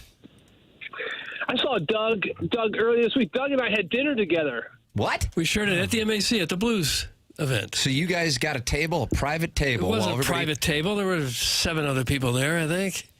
It was pretty private. Well, okay, it was private. White tablecloth, filet mignon. We had potatoes gratin. How was the dessert, Doug? I didn't touch the dessert. Oh, it was a little like a chocolate eclair kind of thing. It was very good. The whole thing was good. The MAC knows how to do it. Yeah, I don't eat dessert. That stuff's terrible for you, Doug. Sorry. You really got to watch the sweets. I know. I let myself go. Doug. I know. Watch the sweets. Doug's getting food shamed when Doug's usually the food shamer, Martin. Yeah, that's right. Yeah. It was a hell of a ceremony, Joey. It was a great ceremony. Oh, gosh, it was awesome. It was, top to bottom. You know, sometimes those, they get really, out of bounds and off the rails, and especially with Holy, you really never know what you're going to get. But I thought it was just a wonderful balance this year. It was fun. It was entertaining. Had some wonderful guests there. Garth Brooks was there. TJ Oshie showed up for it, which was really cool because he did the Carolina game the very next night. So all things considered, it was a lot of fun. But I tell you what, it was sentimental. I mean, Brett Hall, whenever you can get him to kind of get moved to tears, where he's talking about Chaser and Steve Ott talking about, Alexander Steen, and seeing these grown men, these tough hockey players get choked up. It kind of puts things on a new level, and I think everyone felt the presence of it. We ended up with a debate the other day about what players were there, weren't there, current players. And I don't want you to get into naming names, but I'm just curious, how do you think within any organization, when you're asked to go to something as a player, do they say, hey, this is one you really need to go to, or hey, it's up to you, or there's a sign-up sheet? How does that typically play out, for a player to be asked to go to something? I think they kind of make an announcement, and, from what I remember, everyone is made aware of it. And then it's really kind of, I think, up to every player. I mean, every player is in a different situation. I think that for young players, it's kind of that unwritten rule where you show up for it. It's Marty, I kind of look at this like almost like an optional morning skate. An optional morning skate where day of a game, you show up, either it's mandatory or optional. Mandatory, obviously, everyone goes. Optional is, do what you need, right? Whatever your body needs at that moment. For young players, it's certainly, show up. You go on the ice, you do it. For an event like that, hey, you're a young guy. You really got nothing else probably going on in the hotel, or like I said, you're young, you probably have a family. You go to it.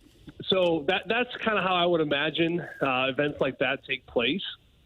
What's interesting is you have, I look at a player like Braden Shen, and if there's anyone in the world who should not have been there, it's him. A couple weeks prior, he just had his first girl.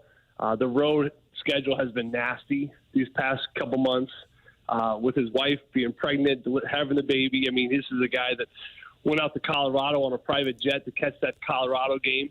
And then he flew right back home after. You just see the dedication in him. And last night, Monday night, we get back on Sunday after a long road trip. I would imagine that players like him, older veteran guys over 1,000 games, got kids at home, wives who's been battling labor, now battling newborn, would love nothing more than just to have her husband home to help out. And I know that's probably where he wanted to be, but I think players like Braden, he understands the big picture. He understands what legacy means. He understands what wearing the blue note means, and you can see it when he plays the game. It was the 2 games before that ceremony where 2 games in a row he stuck up for a teammate, one in Jimmy Snuggerud, who took the hit from Tanev in Utah, and then, of course, Stone, who hit Broberg. So he fights back-to-back nights. He understands what it means to be a Blue. And, you're looking for the players that were in attendance there, the current players, and they're hearing stories about Al Arbor, how he just battled through so much injury. And you're hearing about Kelly Chase, how Kelly would just fight just the biggest monsters in the league, including Tony Twist. Steve Ott was in the back of the room when I was kind of mingling and doing the crowd surfing. Steve's getting emotional, and he's like, everyone, look at the banners up there. Look at the eyes of Steen and look at the eyes of Jacqueline. And you're seeing, the passion, just come right through their eyes. And you hope that this next generation can see that because – guys, it's super important, and it's not a lost art. It's definitely something that's fizzling away from this game, that overall, that compete, that nastiness to the game. But you're hoping that you see young players kind of grab that and what it means to be a Blue. And that's why Bobby Plager was so instrumental to this organization, because he stuck around and he helped remind young kids what it meant. And I know it's something that, something that's very important to this team and the city. And like I said, you're willing and you're hoping that everyone, the young and the attendance there, could grab a little piece of that and bring it to the game. Do you think maybe they did, going out the next night and shutting out a very good first-place Carolina team? I think so, Doug. That was a fantastic win. It was a boring win. It wasn't a sexy win. Like I said, it's some of those things where you look at how a lot of teams win in this league, and the Blues right now, I don't think they have the horses that they can win the way the Tampa Bay Lightning are going to win. You can't win necessarily the way, Detroit's winning right now, especially without Robert Thomas, who's just got put on the IR. You're looking at Philip Broberg, who's inching closer back, but you were without him last game. So you were without maybe arguably your best defenseman all year in Philip Broberg. You were definitely without your best overall forward in Robert Thomas. And I thought it was a great game. And, you talk about the players a lot. Yeah, the players executed a great game plan. But you know what? You got to give a special shout out to Jim Montgomery, because to me that was a chess kind of coaching matchup game where I think that Rod Brindamore was completely outcoached in that game. I think Jim Montgomery, that was probably his best coach game of the season, because he knew what he had and he knew what he didn't have. And he knew that if this team was going to have a chance against the Carolina Hurricanes, they are going to have to play the strictest, most patient style of game. And the biggest word is patient. Patience is everything in teams and games like that, where you're so outmatched. And for a player, you have the perspective where, we have nothing to lose. There's zero expectations. So you kind of take the pressure off. So let's go out there and execute a game plan. That game plan was just patience. Keep them to the outside and just keep advancing the puck. I talked on the broadcast about, playing tennis against a pro. I'm not a good tennis player, but if I play against a tennis pro, the only chance I'm going to have to get even a point is just by keep advancing the ball over the net and hoping that they make a mistake, they go long, or they hit into the net. And that's essentially what you have to do in hockey, is you just keep advancing the puck, you keep getting out of your zone, keep them to the outside, you get it on the forecheck, and just be patient, because, those high-powered offensive teams, they feel like if it's second, third period, and they only got one goal or no goals, that's when they start taking chances, right? And then they start making their own mistakes, and that's where you can kind of counter. And in that game, it was patience all the way through. It was a sloppy turnover by them on the power play, and Bukestad takes advantage. And then it was another 2 rush chances, once on the power play and once on 5-on-5. So you take advantage of other teams' mistakes, and, Doug, that game plan, they're going to have to come close to it tonight again, because you're playing probably the hottest team in the National Hockey League coming to town in Tampa tonight. Yeah, for much of the season, we clung to the fact that, they're only 2 out of the wild card. They're only 3 points out of the wild, and now it's fallen to 7 points out of the wild card. Do you think it's still pedal to the metal, try to get in the playoff race, or is it about time to think about next year and maybe moving some pieces? Well, I think you play every game to win. You play like you said, you play the game to win. And I know that Jim Montgomery is going to play to win. These players, these coaches, they don't care about next year. They don't care what Doug Armstrong or Alexander Steen have up their sleeve. They don't know if it's a buy or a sell, or do you just continue to push the pedal down. I can only speak about a player's perspective on these situations. I've been in this situation, especially my first year in Arizona, where the next draft class was Connor McDavid and Jack Eichel, and the Coyotes, the Sabres, and the Oilers were the three worst teams in the league. We were battling for that bottom two spots. And if you got the bottom two spots, you had the highest percentage of getting either Connor McDavid or Jack Eichel, as we can see now, franchise-changing players. And I remember that situation where all those GMs would just sell. And I remember being in the locker room. And you know what? You almost want to kind of stick it to your GM sometimes when you do that, because the players don't care about anything. They don't care about draft picks. They don't care about the team next year or 2 years or 3 years from now. They care about now. They care about winning. And this is a head coach in Jim Montgomery that is super passionate about that, super passionate about winning. And, being around this team, especially on that last road trip when things were down and they lost all three, this is a group that really cares, right? And they want to kind of turn things around for right now. They don't care. They're not looking too far deep in the future. But, you're looking at the situation from Steiner and Doug Armstrong's standpoint, because you're not wrong. I mean, the separation is getting a little bigger. For a long time this year, we've had so many games we played more than the other teams. So other teams have games in hand. We're going to start seeing those games in hand start to kind of separate if the Blues can't find some wins here together. So that makes it really interesting. This year, too, it's a very interesting trade deadline with the Olympic break. There's just not a lot of time. I don't think a lot of teams are going to want to be adding pieces before the Olympic break, which is February 4th. And then you have basically a 3.5-week hiatus where it's a freeze where you can't do anything. And then you come back, and it's less than 2 weeks where you have to make a trade before March. So it's going to be a bit of a cluster jam when it comes to it. I think after the Olympics, right before that deadline, it could be a week and a half of more trades than we've seen in a very long time, because the GMs are a little pinched when it comes to time on it.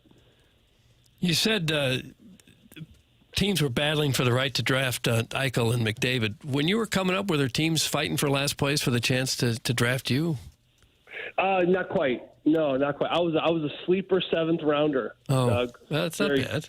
Yeah, falling way asleep. You kind of beat the odds to make it when you get picked in the 7th round, though, didn't you? Well, there is zero pressure. There's zero pressure to make it. That's for sure. No, and I was a little overshadowed, but I do to this day. I am proud of this one. The 2005 Pittsburgh Penguins draft class was the greatest draft class. I was a part of that draft class. Greatest draft class in the history of the Penguins organization. That's saying a lot, Doug. Yeah. A couple other guys ahead of me, but big picture, I was a part of that, so it was exciting. Who were the guys they picked ahead of you? Just Crosby, my old teammate. You guys heard of him? Yeah. And then Chris Letang was picked up in the 3rd round of all things. The Hall of Fame, future Hall of Famer, will be picked up in the 3rd round that year. So us three rounded out. I saw an article a few years back. Someone sent it to me, the best draft class in Penguins history. But, yeah, Crosby certainly did help that a little bit. Yeah. Do you think any draft class that Crosby in would have been the best that the Penguins ever had? What about Lemieux? Was that disrespectful to ask? No, that's a terrible question. No, of course not. No. Terrible question, Doug. He's in my 200-plus games and my face-offs and the shot block. I mean, come on. Without that, you don't make the best draft class. Joey, are you feeling better? You still sound a little under the weather. Are we getting there? Man, I feel like crap. Yeah. Still? Wow, that sucks. I don't know what's going on. I haven't been fighting this for a couple weeks, but yeah, we had a broadcast the last game. We were radio only, where Alex Ferrario, the great Alex Ferrara, to the rescue. He stepped in and slid in for curves. We were both kind of fighting under the weather, but we're fighting it. We're battling. And we got a game tonight. We're hockey guys. We're going to show up. We're going to do our thing. That. Put your boots on, for sure. Work boots. The work boots. The Joey Vitale work boots. Yeah, we got the Lightning. They won 11. You know what I like to say? That they're due to lose. They've won 11 in a row. Ooh, man, they're a good squad. That Nikita Kucherov, he gets a lot of attention. I still don't think he gets enough attention. It's interesting, like the geographic landscape of these players. I always thought that Bo Horvat, when he goes with the Vancouver Canucks, he just never got the credit as a two-way centerman probably should. And I think a lot of it has to do with when those games start, the late starts. He's kind of on the West Coast. You kind of forget about guys sometimes. I think for Nikita, too, it's kind of in Florida, you know, and you don't think of Florida necessarily as a hockey hotbed, which is insane because of all the cups they've won in the last 10 to 12 years. But you just kind of think, like, you kind of forget about them, you know, and Nikita Kucherov tonight, he's one of my favorite players to watch. The way he looks like he's barely breaking a sweat. I mean, he plays the game the way every young kid wants to play the game of hockey. Now, no one else can do it, right? Everyone wants to slow it down and just take their time and just make all these beautiful passes.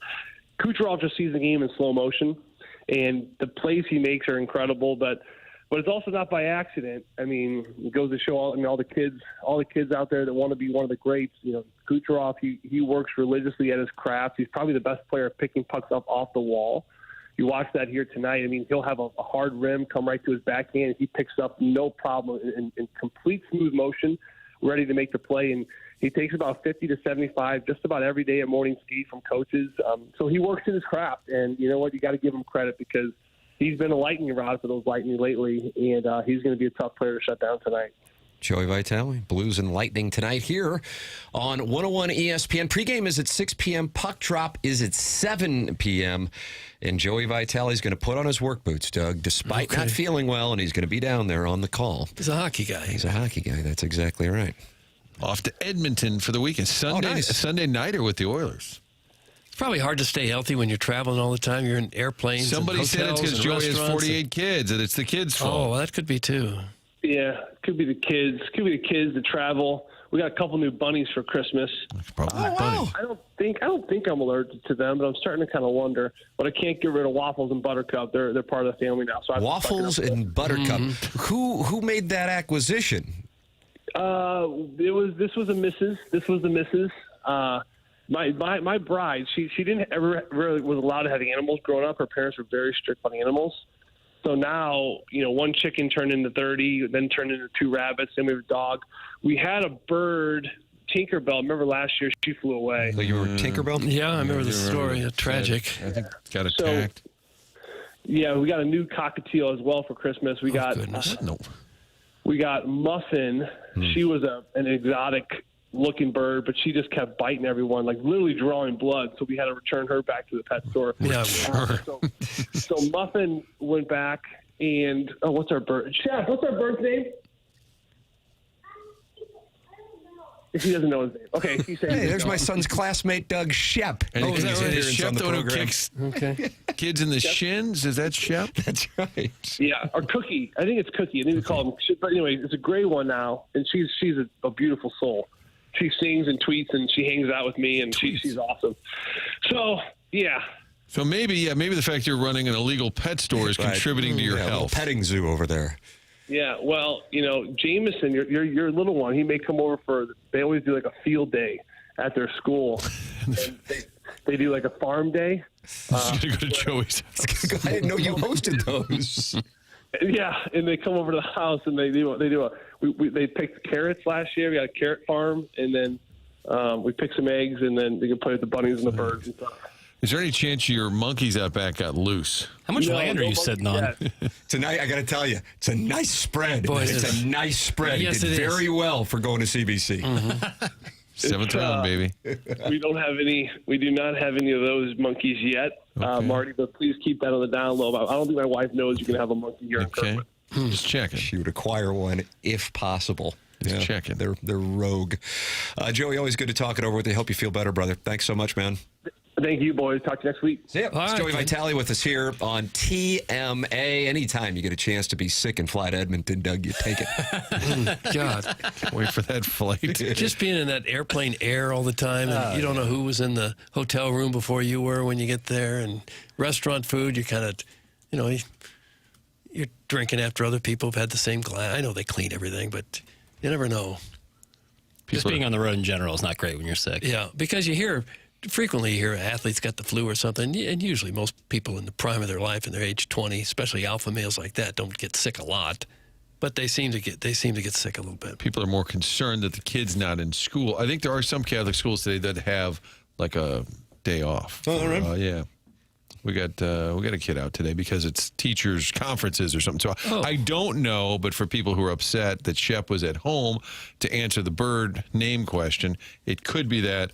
Not sure. A lot of people at the beginning also said Monty was on the fast lane yesterday. Yeah, I saw those texts. We were getting a bunch of texts about that. Yeah, a bunch of people said Monty told the fast lane that they were only given 15 tickets for players or 15 for the Hall of Fame dinner and that 22 wanted to go. So I don't know. I'd like to hear that audio. I hate to do that to you boys, but I would like to hear that audio. That I have to tell you this. My initial reaction to the text, which is why I want to hear the audio, that surprises me. But I would think, and I'm happy to be the one on the show carrying that flag. Well, I shall take the shrapnel. So the point would be only 15 players were allowed to go, and so if Kyra and Thomas weren't there, it's because they couldn't get a ticket. Right. I would say, come on. You could get Thomas or Kyra Doug, I just want you to know, I call. Yeah, they could have thrown my ass out of there. Yes, correct. Jordan Kyra wants to be here, but Doug Vaughn has got his spot. Right. So again, I would have said, yeah, okay, I get it. I'm not that worried about it. A lot of texters have brought up who was there. Sharon and Clayton wants a full-fledged 30 for 30 on this. Yes. But Monty apparently told the fast lane that it was a numbers issue. And there could be a sign. I've been in enough locker rooms where there's sign-up sheets for events, and maybe they said the first 15 get in. Maybe that's how they did it.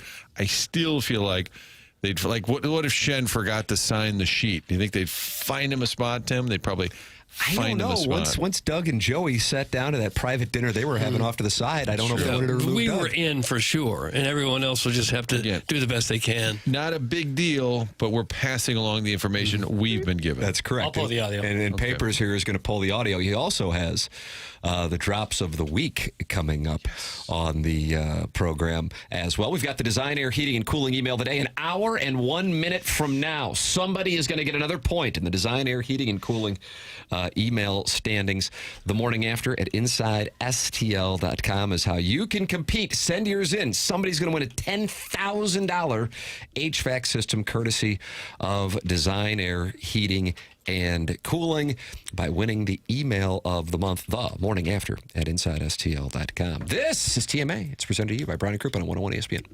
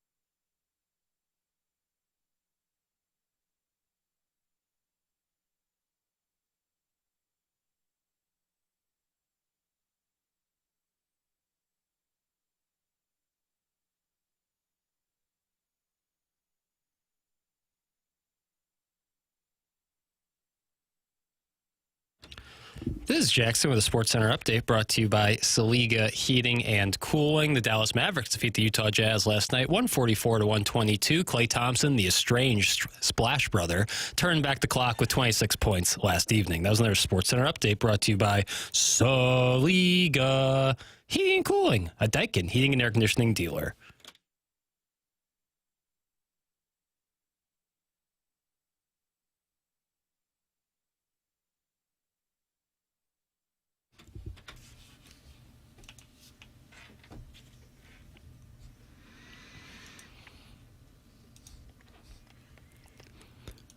These Jackson remixes, Doug. Okay. We were doing so good with Ethel Merman and My Girl Bill. Ethel Merman. Now we do this. It's also John Carpenter's birthday, so you'll probably hear some Halloween theme coming up. Yeah. It's a big birthday day. Stacey Nelkin will join us. Albert's birthday today.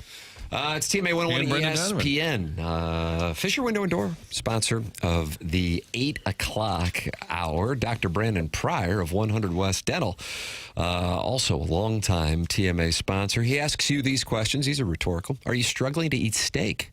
Are you missing a tooth? A denture that's floating around like a hockey puck? Oh. That'd be a bad beat. It would be. Get to know Dr. Pryor at 100 West Dental. He is on Manchester and Baldwin. Complex rehabilitative dentistry, implants, reconstructions. They've got it all, and they're giving you the ability to chew and smile back to 100%. Most dentists charge you $500 just to find out what is wrong. Not Dr. Pryor. I can speak firsthand to that. Man, saved the day for me over the holidays. For the TMA audience, Dr. Pryor is waiving the cost of a 3D scan and implant consultation. That is a $450 value. Cut it out. And that's on the house for TMA listeners just to see if you are a good candidate. Get your smile and your life back. Call 100 West Dental at 636-585-0100. Or visit 100westdental.com to schedule right from your phone. Tell them that I sent you for a complimentary implant consult. That is a $450 value free. 100 West Dental and Dr. Brandon Pryor. All right, we got a lot of stuff going on here, Doug. All right. I mean, I don't even know what to tell you. The Stiefel dossier, chock full. We got the drops of the week in this segment. We got Gabe DeArmond coming up the next segment. Okay. United States Senator Eric Schmitt involved with St. Louis. He's on a campaign to get St. Louis University into the Big East, and then some SEC and NIL activity that he wants to discuss in the program. He is coming in studio in the 9 o'clock hour. We got the Design Air Heating and Cooling email today at 9:45. Should we do 6 or 7 hours today? You want to do that? Maybe 9. Maybe 9. 9 hours. Martin, you got TV or what? No, I'm off. So we could do it. But I thought Papers never going to Villaggio for lunch. We can all go. You're still going to go? Would you do the show? Well, frankly, do that. Just call in on your phone and host the show. That's not a bad idea. That's not a bad play at all. Jackson, you were searching for this audio. Jim Montgomery on with the Fast Lane yesterday. We, of course, are in the midst of a radio war with them, but nonetheless, we'll take their audio and play it on our program. Here's Jim Montgomery explaining that 22 members of the Blues wanted to go, but there are only 15 spots. Is that correct? All right. I was really impressed at how many of the current players were at the dinner. Was this premeditated? Was it something that you guys had said you want players there, or was this voluntary from the players? It was voluntary, but it was premeditated also because, I'm not sure exactly because I don't know the process, but I know we had 15 tickets and 15 players wanted to go. More players wanted to go, but we only had 15 tickets. I don't know if that's the seating because it was a full sold-out house. There wasn't an empty seat in the MAC. What a beautiful venue it was. Okay, that's all. All right. 15 seats available. So I'm wondering if Coach heard that there was some questioning of who was and wasn't there. I like the idea of Doug being in the way of more players. Vaughn had a seat. I will say, and I have some concerns about that. Well, like 100% accurate that if a player, let's just say if Kyra wanted to go and they said, sorry, we don't have a seat. But I will say when I walked in, Caruso goes, Dude, you're not staying for the dinner? I don't have you down. I said, I'm only covering it. I'm not staying. He was a little concerned. Generous executive Mike was Caruso? a little concerned that I was just showing up to eat. And I said, I'm doing some interviews and I'm leaving. Calm down, Sparky. I'm not looking for a free meal. You call me Okay? Sparky? Yeah. I haven't seen a cover-up like this since Watergate. I don't believe them. They would make room for another table. That's from Stephen Time, Doug. The brothers Time in alignment with Sharon and Clayton and Harrison's brother Master, who would like a full-scale investigation. We sure are making a big deal out of who was at a dinner and who wasn't. I think we don't care, but we're trying to, what is it, satiate the audience? Is it inform them? We're trying to satiate them. Yeah, we're trying to please the audience by giving them the answers they're looking for. They don't seem satiated, Martin. No. Guys, I just want to make sure I understand. So you're telling me that the two highest paid players on the team can't get a ticket? I wish they would. That's Harrison's brother. There's a guy outside. Hey, what you looking for? You want to sit front row? You want to sit back row? You want to sit next to Vaughn? There's a guy scalping outside. They should have Copacabana it and just brought in a table, skip around everybody. You too. Don't you have jobs? Sharon and Clayton with a tribute to Stephen Time of the Brothers Time, right on time. You like that, Doug? Oh, yeah, it's kind of clever. I'm just not sure why we make such a big deal out of this. If somebody didn't want to go or couldn't go. Right, I do think... it's the Blues' big event of the year where they kind of pay homage to their history and their past. Yeah. It's a big deal for the franchise. I think for people who were frustrated with some of the highly paid stars of this team maybe not having the passion they're looking for, they're tying that in with, hey, you should show up. If you have a passion for this team and its history and what it means, these are the types of things you should be at. So I understand why some place an importance on it. So here from the 314 may speak to that. This is a coach trying to put out a fire. This banquet is a perfect example of why this team is not a team. It's all individualism, just like Craig Berube said. That's from the 314. But you're never going to get 100% participation. No. And we find out Robert Thomas goes on the IR yesterday, and he, I believe, wasn't. I don't care who Are was. people extrapolating too much out of this? Yeah. I think so. You make the note. If they're in first place, would people be complaining about this? No, they wouldn't. Or if somebody had 30 goals but didn't go to the dinner. And I don't know if in past years everybody showed up. It seemed like it was about the same in past years as it was this year. But there are people who think if Garth and I can get there, everybody ought to be able to get there. What if they said we couldn't get Cairo's seat because Garth Brooks showed up? I think it's an overall frustration with the current makeup. That's what's going on. People are frustrated with this group, not only the results, but just sort of I don't know if it's collective body language, and I get it, the coach is not going to say, yeah, I think so-and-so should have been there. Just like Joey Vitale and Chris Kerr are not going to say so-and-so should have been there. I think it's Doug's fault for not taking attendance. A little notepad. Yeah, I should walk around. I will next time. I don't see number 25. Does anyone see him? I think that'd go over. Is it true that Doug bought an entire block of tickets so the players wouldn't have seats because he knew the nitwits would get their panties in a wad and give you cuties something to talk about on this show? Sources are saying, still waiting for footage of his speech, thanks an Anyang. That's from Colts reporter Brian Henson. So you bought up all the tickets? Just a couple tables.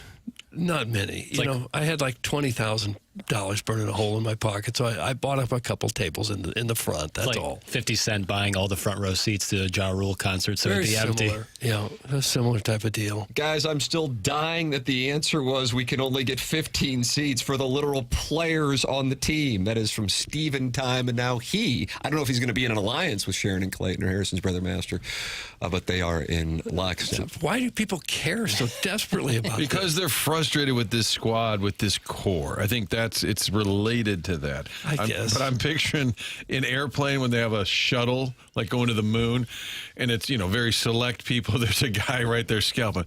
Hey, where you want to sit? In the front of the shuttle? The back? There's always a scalper. Next year, I want to go outside the MAC, Doug. On that night, I'm going to have some tickets. I'm going to scalp them.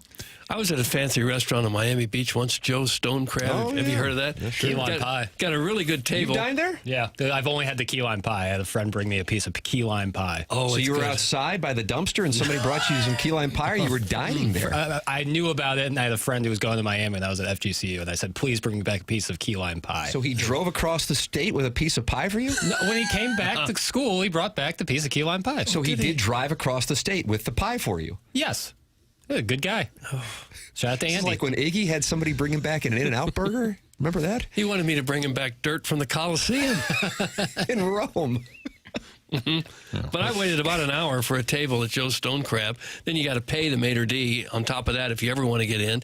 Did all that, got sat down at a pretty good table, and 10 minutes later they come and say, we have to move you to another table. Someone literally bought the table right out from under me. Had to move to a table back by the kitchen. I didn't know what was happening at the time. Was it a bell of danger? I don't know who it was. I just naively went along and said, oh, okay, there must be a problem somewhere. Sure, I'll sit wherever. I didn't care. But then I realized after a while, someone just bought the table I was at. I think in New York, isn't that a deal where you buy your reservation, you pay to get in before you even have the meal? You pay. Yeah, that's how it was down there. They didn't advertise that, but if you ever wanted to get in, you had to slip the guy a little something. I don't need that. I don't have that. Did you offer to sign instead? Said I'll sign some things. No, I was a complete non-factor. I was a little guy they could bully. It is 9 o'clock in St. Louis. We're in the Mark Hanna Evergreen Wealth Strategies 9 o'clock hour. Jackson, you got those drops of the week? Right here. Yeah, they are. Morning After. Drops of the week. Yeah, you guys drop it like a hot dog. It's a wonderful drop. Indeed it is. Flip that off. Flip that off. Flip that off. Flip that off. Flip that off. They're walking into a buzzsaw, bro. So much beefcake. Oh, my goodness. Who cares about sports journalism anymore? Black's white. Fat-ass white girl. Whoa. It has begun yellowing and browning. Oh, and Quite browning. significant. Like browning. They pretty much all sound the same. No. Yes, they do. Well, then why'd you ask? I am mad now. Haitians, Jamaicans. Don't talk to me that way. As a matter of fact, he sits next to my horse partner, Leon Seidler. Well, I've never whored myself out to get a sandwich. I like a bathhouse. Thanks, and ladies and gentlemen, Duval, you the one. Ask women to shave me. I've got a landing strip. Jews, Nicaraguans. Is he still horny? Oh, not gonna lie, it's pretty fucking bullshit. Oh, tell me again what a pog is. Spanish. It don't matter, bro. That was drops of the week. Drop. That was really tight. This Jackie Papers. He's on it. This Jackie Papers. You are welcome to email in 45 minutes away from the Design Air Heating and Cooling email today, the morning after at InsideSTL.com.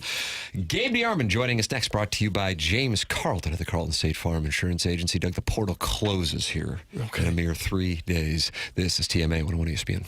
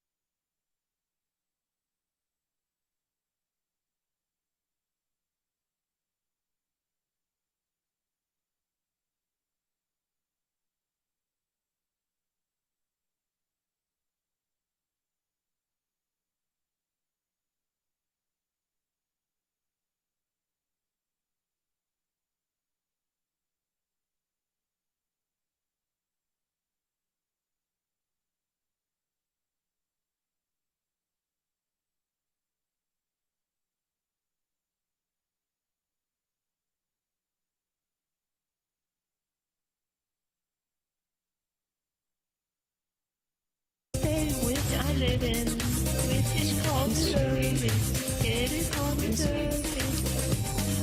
Surrey is where I live. Surrey is where I live. TMA 101 ESPN, Mark Hanna, sponsor of the 9 o'clock hour, and James Carlton sponsors Gabe DeArmond's appearances on the program every Monday and Friday, and the Colonel joins us right now on the Callier and Thompson phone lines. Morning, Colonel. What's up, guys? How you doing? Wonderful. What's going on with you? Are you excited that the portal's about to close? A little bit, but I'm not sure that really, that doesn't change anything from our perspective because they can still add guys. All tonight means is you have to be in.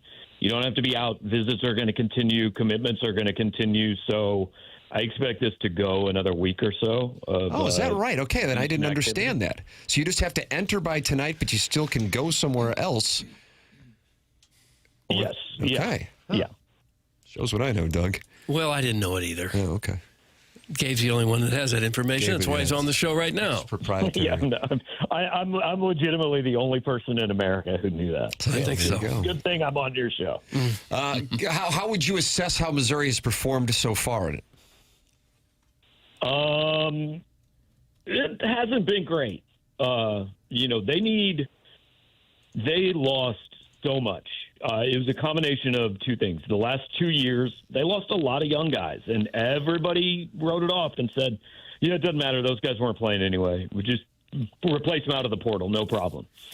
Well, eventually that catches up. They lost 21 freshmen over the last 2 years. You got to replace those guys at some point. So this year they're taking a lot of guys with 3 and 4 years left, and a lot of guys who haven't necessarily played or produced at this level yet. So, and I understand why they need to replenish the roster. The problem is between graduation, the NFL, and the portal, they also lost about 15 starters. And those guys have to be replaced. And because that depth has taken a hit over the last 2 years, a decent number of those replacements aren't on the roster. So you have to get those guys out of the portal. I think going into the last weekend, the last day kids can enter, I think Missouri still needs 4 or 5 starters that I don't think are on the roster. And I don't know if they're in the portal either, to be quite honest with you. So it'll be interesting to see what happens over the next few days. It's not time to write anything off, but right now, Missouri fans are a little down, and I think that's fair. I do not think this portal window has gone particularly well for Missouri. Oh, well, that's good news. With the portal being so important these days, do they still spend as much time and energy recruiting at the high school level as they once did? It's different. I think there was a clear shift in Missouri's philosophy this year, and I agree with it.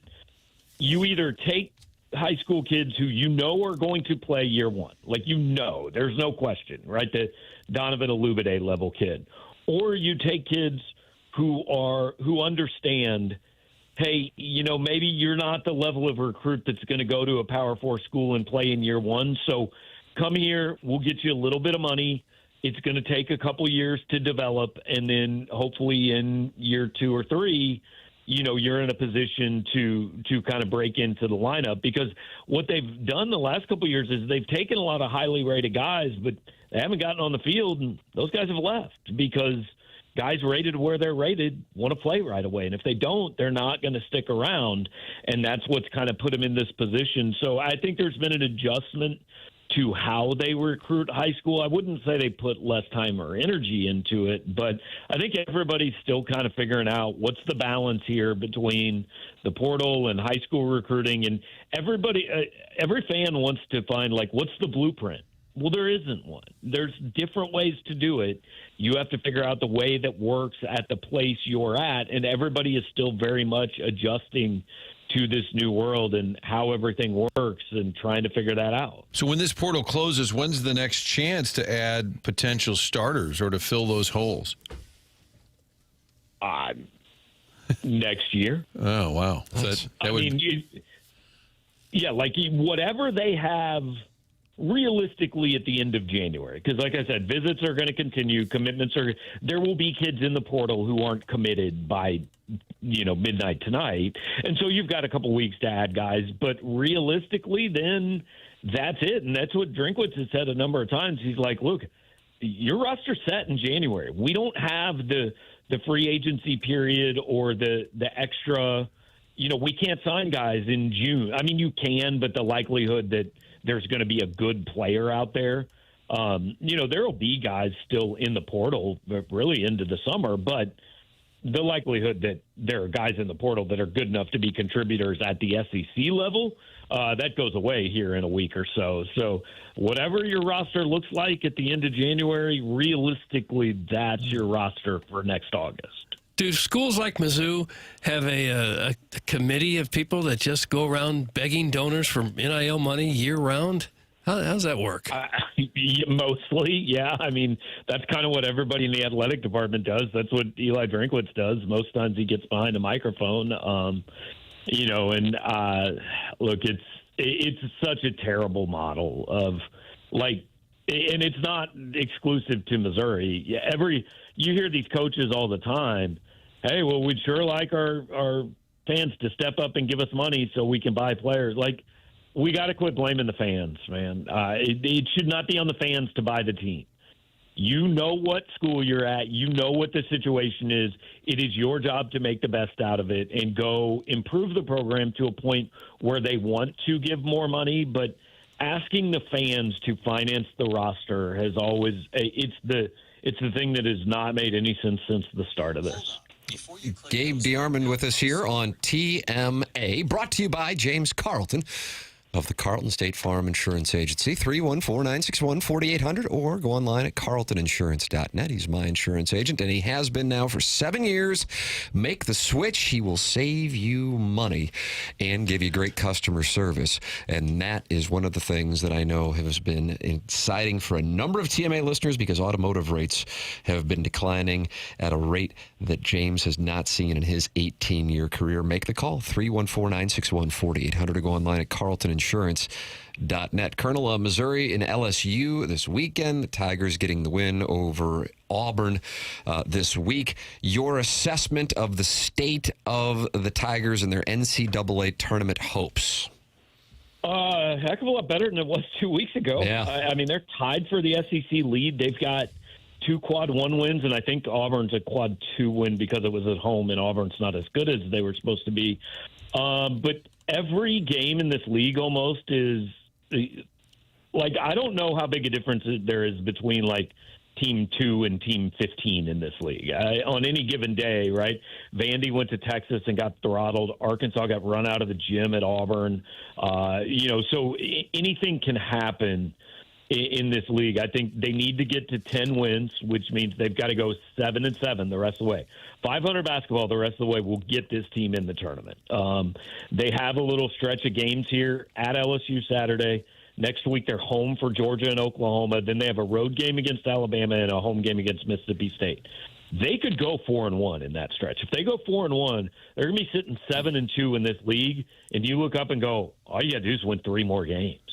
And so they really have a chance to make a little run and put themselves in a pretty good position. But, I mean, you look at the first 4 games, every single one of them has come down to the last 2 minutes. They've made enough plays in 3 of them and didn't make enough plays in 1 of them. So anything can happen in these games coming up.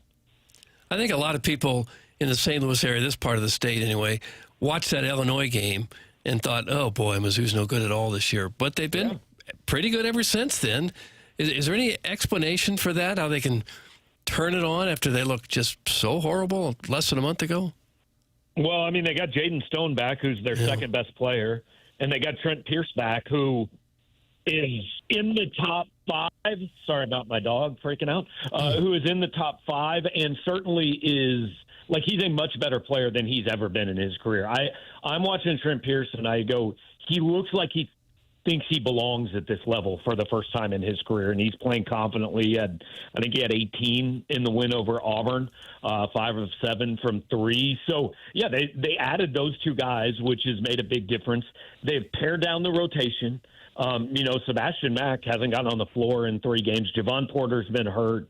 Dennis Gates very much he's got about 8 guys, and every night, 8, maybe 9, and then every night, pretty quick into the game, he makes a decision, all right, this guy has it or doesn't have it tonight, and he's really only playing 6 or 7 guys. The Tigers will go up against the Tigers yet again this weekend, taking on LSU, and as Gabe referenced, Missouri taking on Oklahoma and Georgia in the next week with an opportunity to solidify their position to make it back-to-back appearances in the NCAA tournament. Gabe DeArmond brought to you by James Carlton, and you can read him at powermizzou.com. Colonel, always appreciate the time, sir. Have a wonderful weekend. Appreciate you guys. Talk to you later. Thanks. It's Gabe DeArmond with us here on the Callier and Thompson phone lines. Doug, I know you were pissed that we didn't lead with it this morning, but Joe Ladarty has... Oh, no, not another bracketology. ...has just released his latest bracketology. Okay.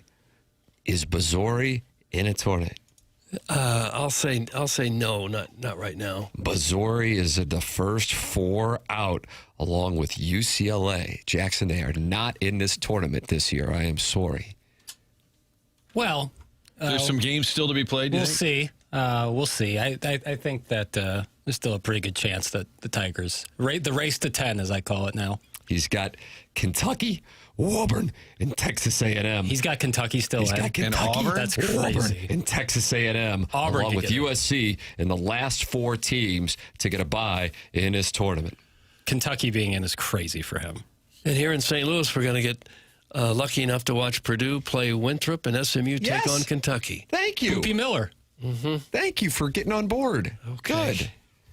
Do you know if that's a night game or if that's an afternoon? Oh, I'm sure he's got the exact starting time. So why would it's all made up anyway? Why did they change? The bracketology looks bad on the website now. Are you noticing the same thing, Tim? That they changed up how bracketology looks? No, it's got greens and reds and blues. That's fun. I like colors. Colors are fun. But he's got the Billikens in as an 8 seed now in this tournament and taking on Wisconsin. Are they all Wisconsin players? Yes. In Greenville. And that'll be in Greenville. We don't know who's that. the 1 seed? They will take on Duke in the second round. How about that? The Billikens against Duke in the second round of the NCAA tournament in Greenville. And TMA is going to have to figure out if we go to Greenville, wherever Missouri would wind up, or Dilladoy, Doug. Dilladoy. A 3 seed taking on White State, and they could have a rematch against North Carolina in short May if they are able to get past White State. Okay. That's also in Greenville, so that's convenient So for us. none of our teams are going to be playing in St. Louis. That's right. And I'm looking at the bracketology. I could see, by the way, Illinois winding up in St. Louis. Matter of fact, I might, if anybody wants that. Feels right. I think they are so damn good that they wind up in a spot where they're playing in St. Louis. Here's why I don't buy his bracketology. He's got Hawaii in, and he spells it Hawai apostrophe I. That's how it's spelled. With an apostrophe? Yes. Hawaii gets an apostrophe? Yep. That's how. Has it always gotten an apostrophe? Well, I think that's how they spell it in Hawaii. Well, we're not in Hawaii. I don't see it with what an do you mean? apostrophe We're in anywhere America. else. That's how they spell it. I'm looking all The over the island of internet. I Hawaii. don't see an apostrophe on the last I. On the island of Hawaii. The official spelling does not have an apostrophe, but in Hawaiian, it does. So it's Was Joe Lenardi Hawaiian? I don't think He's it's not not. in Hawaii. He has son. no right to spell it with an apostrophe. I'm kind of with Doug here. I've never seen that. Jackson, Don't be mad at me. I've just never seen You're that. mad over an apostrophe? I'm not Absolutely. mad about Get it. over yourself. He's mad about it. I'm not mad. I want Lenardi to show his pineapples. Why is he all of a sudden a native? I've seen it spelled that way hundreds of times. Well, it shouldn't be. Okay. Why would it get an apostrophe? Because that's how they spell it in Hawaii. Why? Because they speak. It has no right to deserve an apostrophe. It shows respect to the culture. Why? Who do they think they are?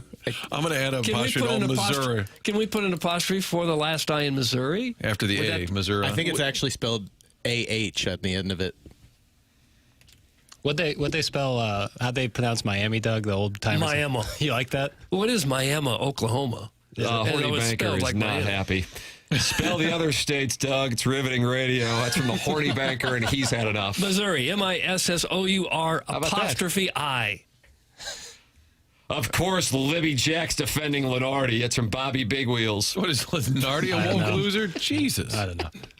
How does Doug think the Billikens will shut down the Boozer twins in a second round? That's from MD 2020. That's going to put them to the test. Well, they're going to have a good wide base, shut off the baseline, deny the three, take a charge every now and then. How about that? Get up on them. Get up on them. Do you think that Coach Schertz is starting to prepare for the Duke matchup? I imagine he'll call me before they play the Dukies because that's going to take, a higher level of coaching maybe than what he's used to. I'll be available. I won't let him down. And we're going to do the show from Greenville because we'll get to see Illinois take on North Carolina and St. Louis University take on Duke. I mean, it's like the ACC comes to St. Louis. Hello again, everybody. Hello. Should also be noted that there is the apostrophe on the jersey of Hawaii. There shouldn't be. They don't deserve it, frankly. Who made you the spelling czar? Yeah. I've seen Hawaii spelled a million times in my life, never with the apostrophe. That's because you don't have a bit of culture to you. Oh, have you been? I want to go badly. No, I haven't been. I'm not going now if they're going to put this apostrophe in my face. We'll go to Greenville and then Hawaii? Yeah, that seems While great. we're in the area? Hawaii? And then we'll go to Midtown to watch the Billikens take on Richmond tomorrow, 3 p.m. I will be in the house for the halftime baby race. Josh Schertz was on the Twitter tweets yesterday saying he's recruiting a baby. He wants a horse in the race. We just get hot. Yeah. How old can the baby be? Jackson? Is there an age limit on the baby? Well, you'd have to think they can't be bipedal. They'd have to be bipedal? What's that mean? What in the world just happened? That means walking on your two hind legs. You got hind legs? I think they'd have to be in the crawling They can't be stage. ambulatory. What's it called when they just start walking? Is that cruising? Cruising, yeah. Different than the So senator. about a year, maybe a year or less. So I get, somewhere they have to crawl, right? It wouldn't be very fun if it was just like 4-year-olds running. No, well, it might be. So we've got the Billikens in Richmond tomorrow. Tickets available at slewbillikens.com. Billikens 16-1, 4-0 in the A10, and a win tomorrow. I would say Jackson 100% puts them in the top 25. I mean, I know that sounds crazy, but Seton Hall will drop out. Seton Hall will likely drop out after losing to UConn. Billikens are in the top 25 with a win tomorrow, and they will take on Richmond, and they are on the cusp of the top 25. They are 22nd in the NCAA net rankings. They've won 15 in a row at Shea Fitz Arena. Fun brand of basketball, and Doug, take a listen to this. Okay. Kellen Thames, bad. Okay, here that comes again. Okay. Maybe he'll get 30 points tomorrow in 15 minutes. Who knows? I don't know. But we know we'll have babies racing at halftime. That's what we do know. Billikens in Richmond tomorrow. Tickets available at 3 p.m. Cal Kennedy's going to be there. That means I might have some libations after the game just to wash it down. How can you make sure the babies will crawl in the right direction? Jackson? I think it's part of the charm. Is that like you advised parents and husbands yesterday? How would you advise parents today? You probably want to like put like a little treat at the end. I know that sounds like kind of primitive, but like if you want the baby to win, like if you're a sports dad, just getting ready, Chaim Bloom spreadsheet. You're like in spring training of becoming a sports dad, just getting that arm right. You start to scream at your child at mid-court. You probably want to put like I don't know some the parents mashed out peas there or something. Wouldn't the parents have to be out there calling the child? Otherwise, they're not going to move at all. Well, I don't. Do you want me to film some it and then answers send to it to this. Yes, please. I will film it and send it to you. Okay. Baby race, halftime. Before the baby race, the Billikens will play the first half against Richmond. And then after the baby race, they'll play the second half against Richmond. What do you think? 14.5 point favorites, my guess. 14.5 That sounds about right. So that's coming up tomorrow. You can get your tickets at slewbillikens.com. Doug, U.S. Senators appear on this program. That's what this show is all about. Eric Schmitt in studio next here on TMA.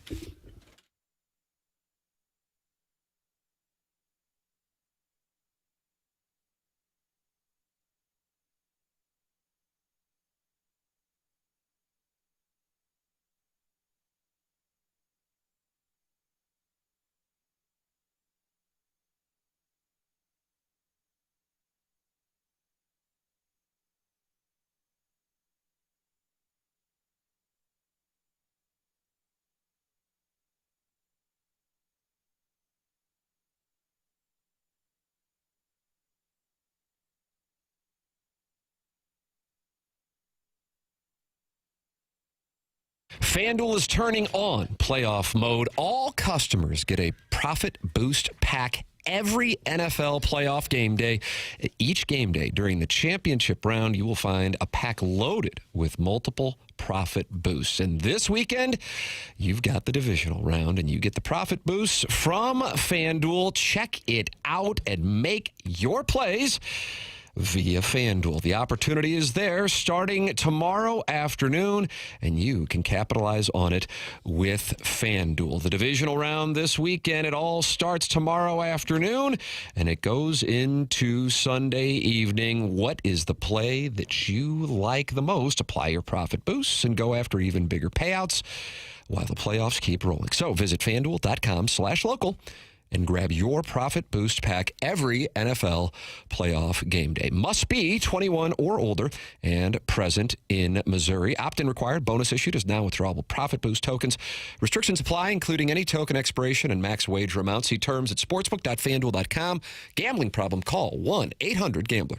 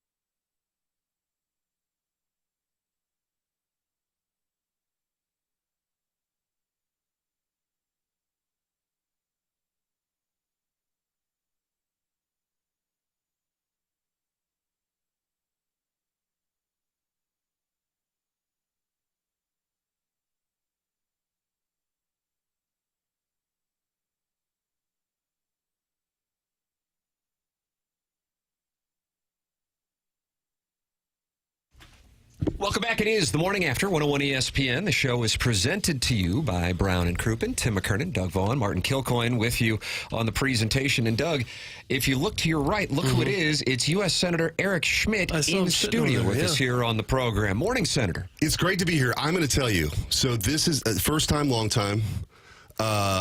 I have been listening to this show for probably 20 years. How long have you been on? The Konnichiwa days? Yes, Konnichiwa, Martin. We were young I wouldn't even listen to podcasts like the Dickens. Oh, my goodness. And Doug Vaughn one time, I don't know if you remember this story. We were at something, one of your children were getting an award. At Jeff City. Yeah, and I said, I kind of snuck up behind. I said, hey, big fan of the show. He goes, don't ever tell anybody. That'll ruin your career. Yeah, I'm surprised you get elected if you do Well, you that. should wait till you become a senator and then announce it. No, listen, I mean this sincerely. I listen all the time when I'm working out in the morning in D.C. or driving around my kids around. You guys do a great job. You have navigated. I don't pretend to understand this industry at all, but you've done a very good job of having great content with people that are local who know what they're talking about, and it's culturally relevant. And, I'm a Gen X guy, so a lot of the stuff that you're talking about, I find hilarious. So anyway, it's my kind of escape. That's super kind. And we have a U.S. Senator in the lobby, and Tim, I realized I didn't have my swipe card to let him in. So I grabbed a cushion, a pillow off one of the chairs. So I'm walking down the hallways with a pillow as if when they killed Jack Nicholson. I'm sorry. Not the Golden Bear. I'm sorry, they killed Jack Nicholson at the end of Cuckoo's Nest. So he's like, why are you holding a pillow? I'm like, well, I was going to prop the door. Very awkward. It was a little concerning. Yeah, it was. He said that looks a little odd, but that's how we roll, okay? Yes. Senator, you are a Truman State guy. DeSmet. Truman State. Yep. St. Louis University Law. Yep. And you are active in a couple of hot topics right now in the sports world, one of which got attention this week with your letter to the Big East Conference Commissioner regarding St. Louis University and the Big East. I set the stage a couple of times when Coach Schertz was in, when Rick Pitino and Mike Krzyzewski were talking about St. Louis University going to the Big East on Krzyzewski's show. And that has gotten some people talking about that possibility. Coach Schertz makes no secret of it. It'd be a great thing for the program. What is your perspective? It's a great fit. I mean, this has been talked about for a while. I mean, when they did the expansion, I don't know, is that a dozen or so years ago now? SLU should have been in Creighton then. and Butler. Creighton and Butler went in. People have theories as to why that went down the way that it went down, but I think the time has come. There's a institutional match. SLU is much more like, the Georgetowns and the Marquettes and those sort of Catholic or Jesuit institutions. SLU has the fourth largest Catholic endowment in the country, the third largest of any Jesuit school. They can play with the big boys on that. There's just a lot of alignment. It fits. It's sort of this Catholic university that's basketball centric. I mean, the soccer program does great too, but it's basketball centric. It's non-football. It makes a lot of sense. It also adds the biggest market outside the Big East they could ask for. Certainly bigger than Omaha when Creighton went in. And I think it adds a lot. There's a lot of alignment. So, and by the way, one other thing that people probably don't talk about enough, the payout, the difference between the A-10 payout on the TV contract is significant, maybe $7 million significant a year. So more SLU would get because in of the Big East contract. Right. And we can talk more about the kind of shifting landscape. But for SLU's interest, which I care about, it's much better, in my view, for them to be in the Big East. They're going to command more dollars in the next negotiation for a TV deal than the A-10 will. The A-10, it's fine. I go to the games. I like they have a great team this year. It's been a good conference, but I think the Big East would put them in a more competitive position. So what's next? I mean, some would say, "Oh, you're just grandstanding." Who cares what a senator says? Is there something is there a role you can actually play? Yeah, I mean, I'm going to meet with the Big East commissioner, Val Ackerman. We're going to meet. We're going to talk. I intend to talk to Georgetown is kind of the big dog in the conference, the Georgetown president. I tend to meet with the Georgetown president. I mean, I'm not just writing a letter and letting it go. I mean, who knows where this all goes, but I think it's worth a shot. It makes sense. I mean, this isn't really a reach. You're not trying to make something that doesn't fit. It does make sense, but it'll be a question of whether or not they're looking to expand. But it feels like with the changing nature of college sports, these conferences are smart to be looking for good fits and expanding because it allows them more power as they negotiate these TV deals, which is where the money is. Yeah, and there's strength in numbers, and Pitino did say it. I mean, he mentioned St. Louis by name. St. Louis University, Dayton, and Memphis, I believe, is. That would all make. As you mentioned, I think earlier in the week, Dayton was included. SLU and Dayton are make a lot of sense to go in together. But if you want, I think there's 11 teams now, right? So to get that even number, you'd pull in another school. That makes a lot of sense. Have the decision makers at SLU told you that they want to move? Well, Chris May is always looking for opportunities to be more competitive. And I've talked to Chris May a lot. And so he is, I'll let his statement speak for itself. But I'm going to go out and do my job, which is to advocate for them to be in a better conference, in my view, more opportunities.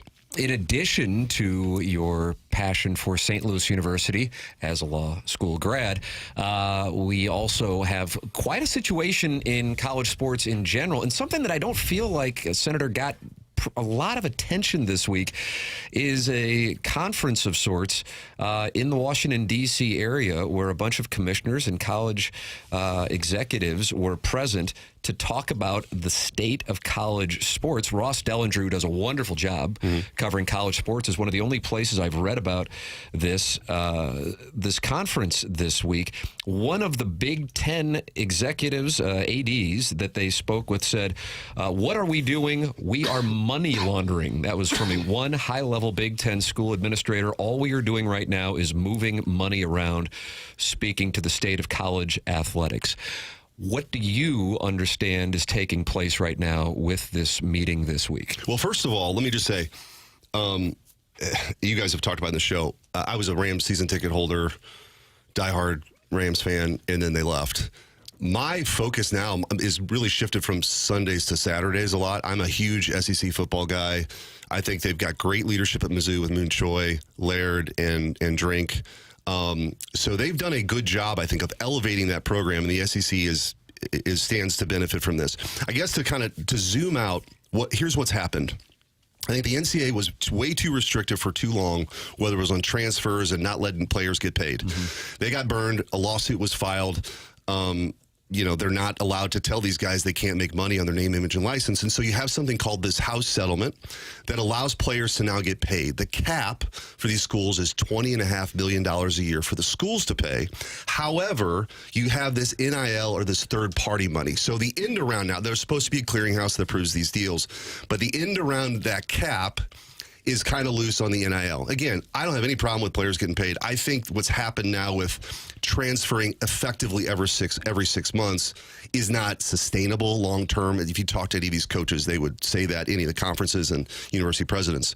So what's being contemplated in Congress, and trust me, I'm skeptical of the government getting involved. But the reason why it might happen is Congress could give, like they give the professional sports leagues, some liability protection to actually go make the rules, right? To be able to say, okay, in exchange for having this liability protection, we're going to protect, because you see on the SCORE Act, if you're watching football, you see Cody Campbell, Texas Tech guy, advertising the SCORE Act. What is that? That's to say, in exchange for the liability protection, you would be able to have, more transparency. You'd have contracts. Some of these agents are sketchy characters. You'd have some just rules of the road that would add some certainty.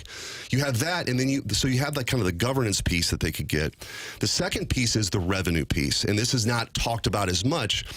But think about it this way. The NBA has half the audience as college football, but twice the revenue.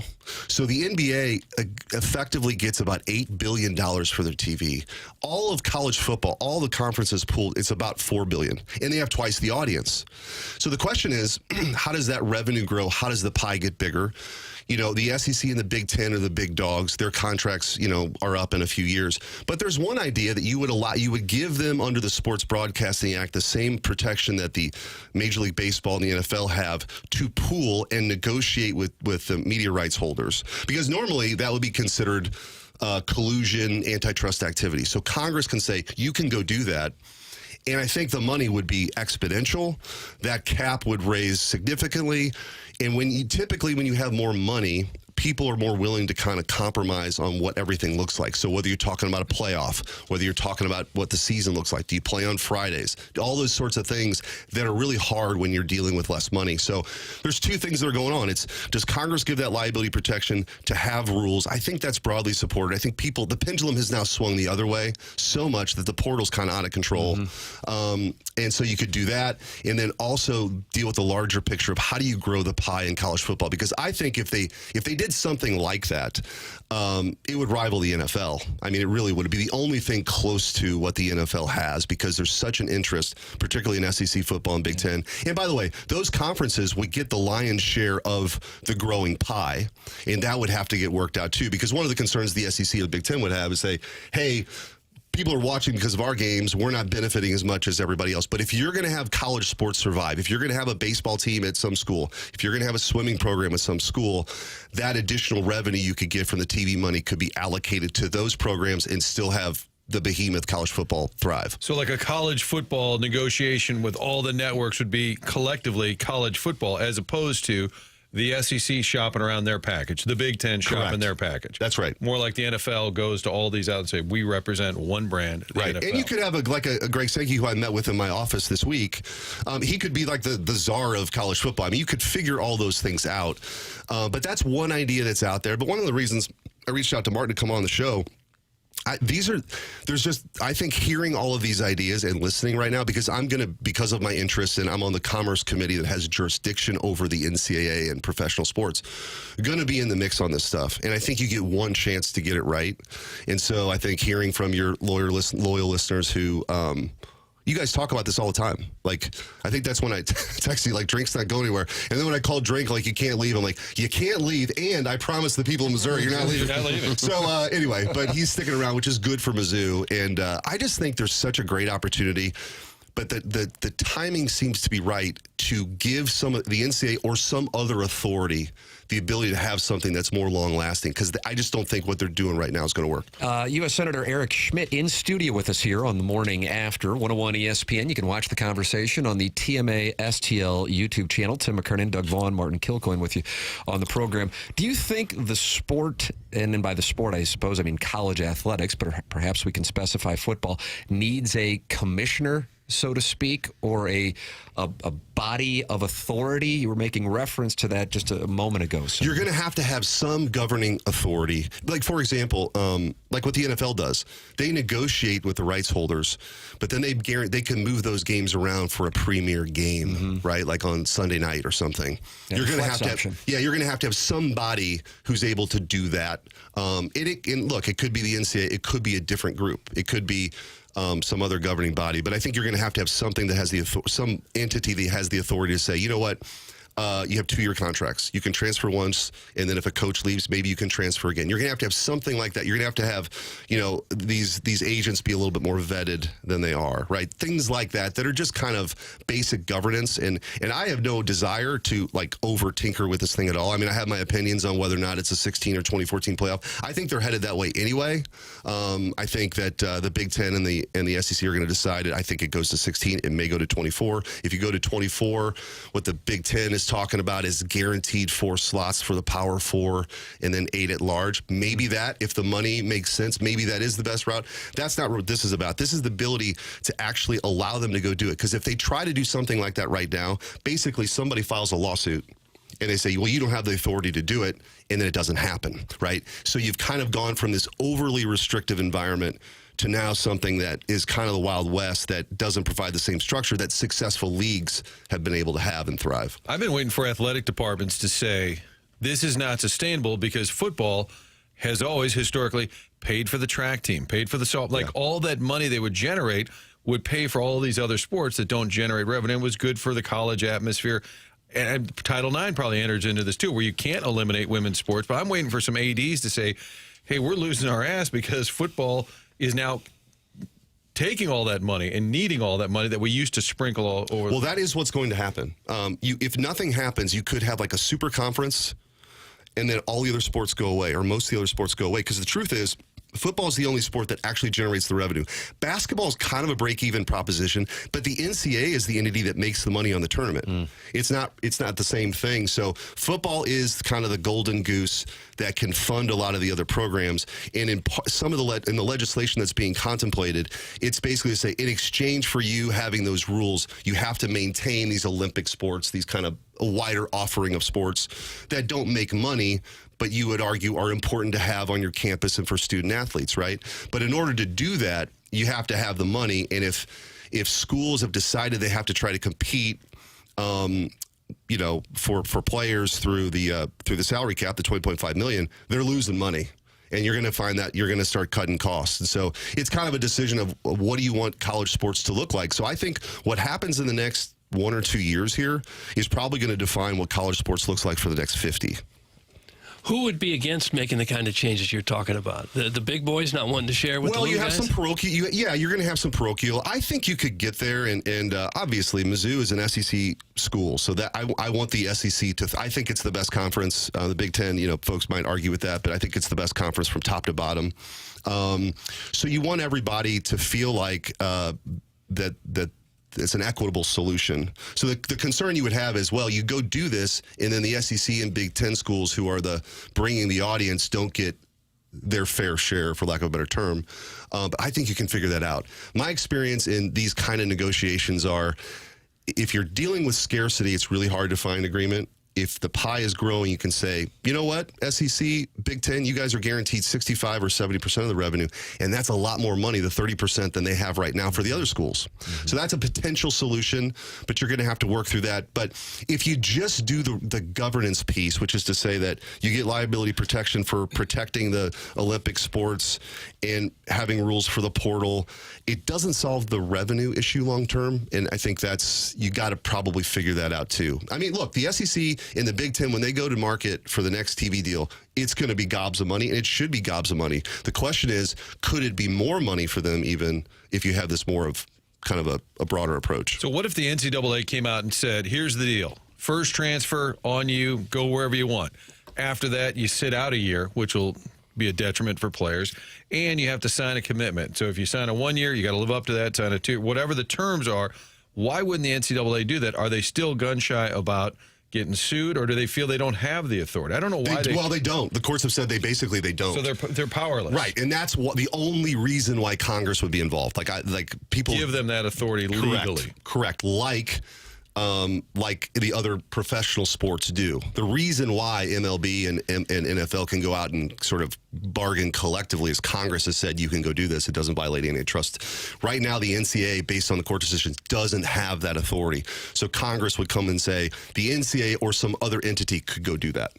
I think it'd be better for the players. It's if you're a kid that goes to 4 schools in 4 years, you're not getting a good education. You have no allegiance to any. I mean, maybe you are making more every year, but I would think even for those kids, you're really not maturing by going from school to school, and you're at an age where you probably do need some stability. I agree with that. And look, I come at this from the perspective of I'm glad they're getting paid, and if a coach can leave, a player should be able to leave.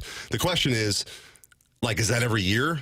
Is that I'm a corner in the SEC. I got my 250, and then I start making during the middle of the season. I start talking about leave. I mean, that's not a good system. No sport could survive if you didn't have contracts that had like a definitive time and amount of money. But right now, that's really not how it works. And so when you listen to Drake talk about this, I mean, this is a frustration I think a lot of those coaches have.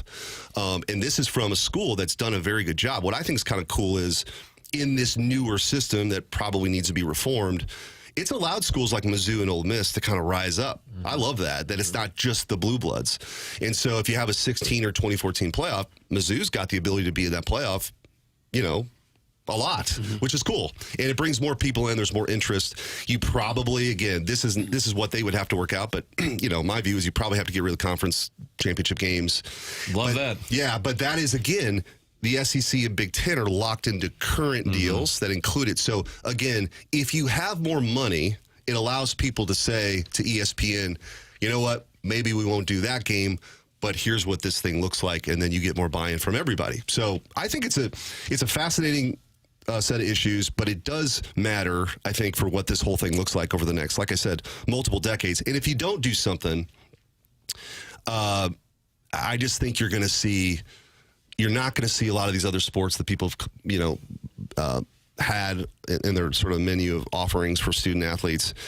And, then maybe you have 30 teams that are relevant, and that's it. Yeah. So, I don't know. And it turns to an The NFL. Lane Kiffin situation by itself is proof enough that something's got to change. Yeah, that's a pretty bizarre deal. When you can leave right before your team goes to the playoffs and leave everyone in a lurch. And Something's got to be. Yeah, and also they would have the ability to kind of correct this calendar problem, which is a thing. Like, when does the portal open up? They're still in the playoffs. What do these guys get to do? When can a coach? So, if you were like a rational league, you would, like, the NFL is pretty structured about when does free agency open? When is the draft? When is the combine? That's what you could see with the NCAA, particularly football. And but again, Congress would have to give them the liability protection to go do it, because if they tried to go do it now, first of all, I don't think they would find agreement necessarily. But even if they did, somebody sues and says, hey, you're messing with my ability to go to another school and get more money, right? And so you probably have something like you got a 2-year deal. It's a legit contract by a legit agent. You can transfer one time, and then maybe if the coach leaves or there's some medical issue or something like that. But that's a much more rational system than what exists right now. Remember, NIL was name, image, and likeness. And the idea was, hey, if you're the quarterback of Mizzou, go to the local car dealer, get a check. It's okay. It's not illegal to use your name, image, and likeness. And now it's just how much. And they don't even have to turn on the automatic sprinklers. There's no facade even that they're doing anything but playing football. Right, because the old system was messed up because it's like, hey, kid, we made a bunch of money on this game. Here's your Xbox. That's not right either. But yeah, because what's happening now is there's this clearinghouse that's supposed to decide what's a legit deal. And, that's because look at the NFL. They have these contracts. There's a handful of guys that are really marketable, for a State Farm commercial or some energy drink or whatever. Mm-hmm. But in college football, it's being used now to sort of supplement that cap. So if you're Mizzou that kind of figured out the all of this pretty early and successfully, it's changing now because that money's kind of going sort of third-party route that, hey, be a part of our thing, and it's not really a thing, So I think having more structure, everybody's going to make more money doing it. I think for the viewer, the fan, that experience gets much better. You have rules. You have a playoff that's expanded. They're able to negotiate for much more money.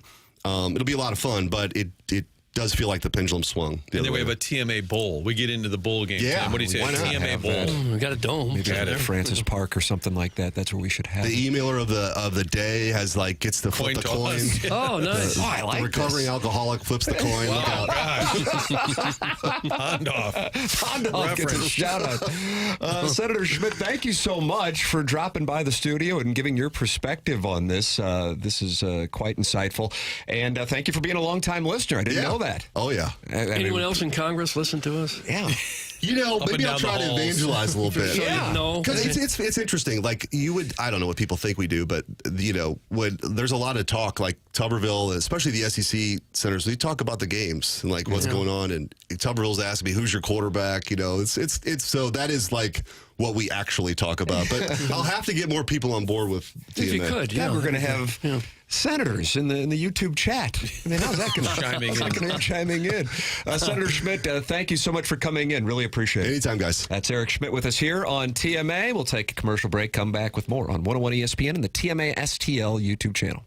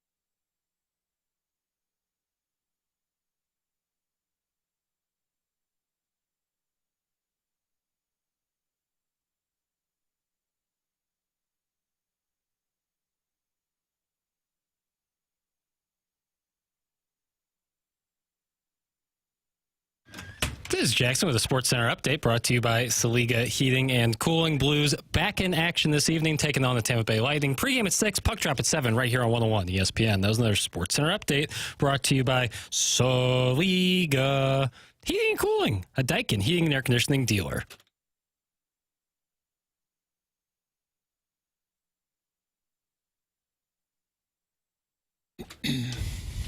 Oh, Doug, you wanted some scary music. Well, Jackson's delivering. And why are we doing this again, Pappas? It's John Carpenter's birthday. There it is. Okay. Look what I'm doing. I see that with your eyes. Yeah, you don't want to look.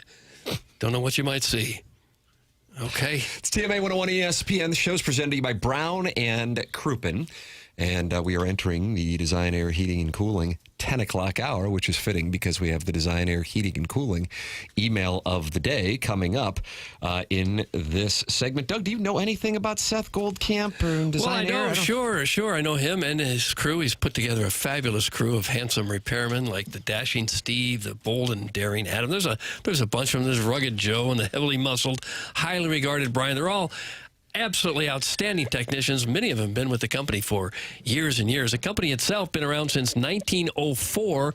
You can't pull that off unless you're doing it right by the people. One of the things they do, never going to try to upsell you or sell you something that you don't need. You know, that wouldn't work very well in St. Louis or anywhere else.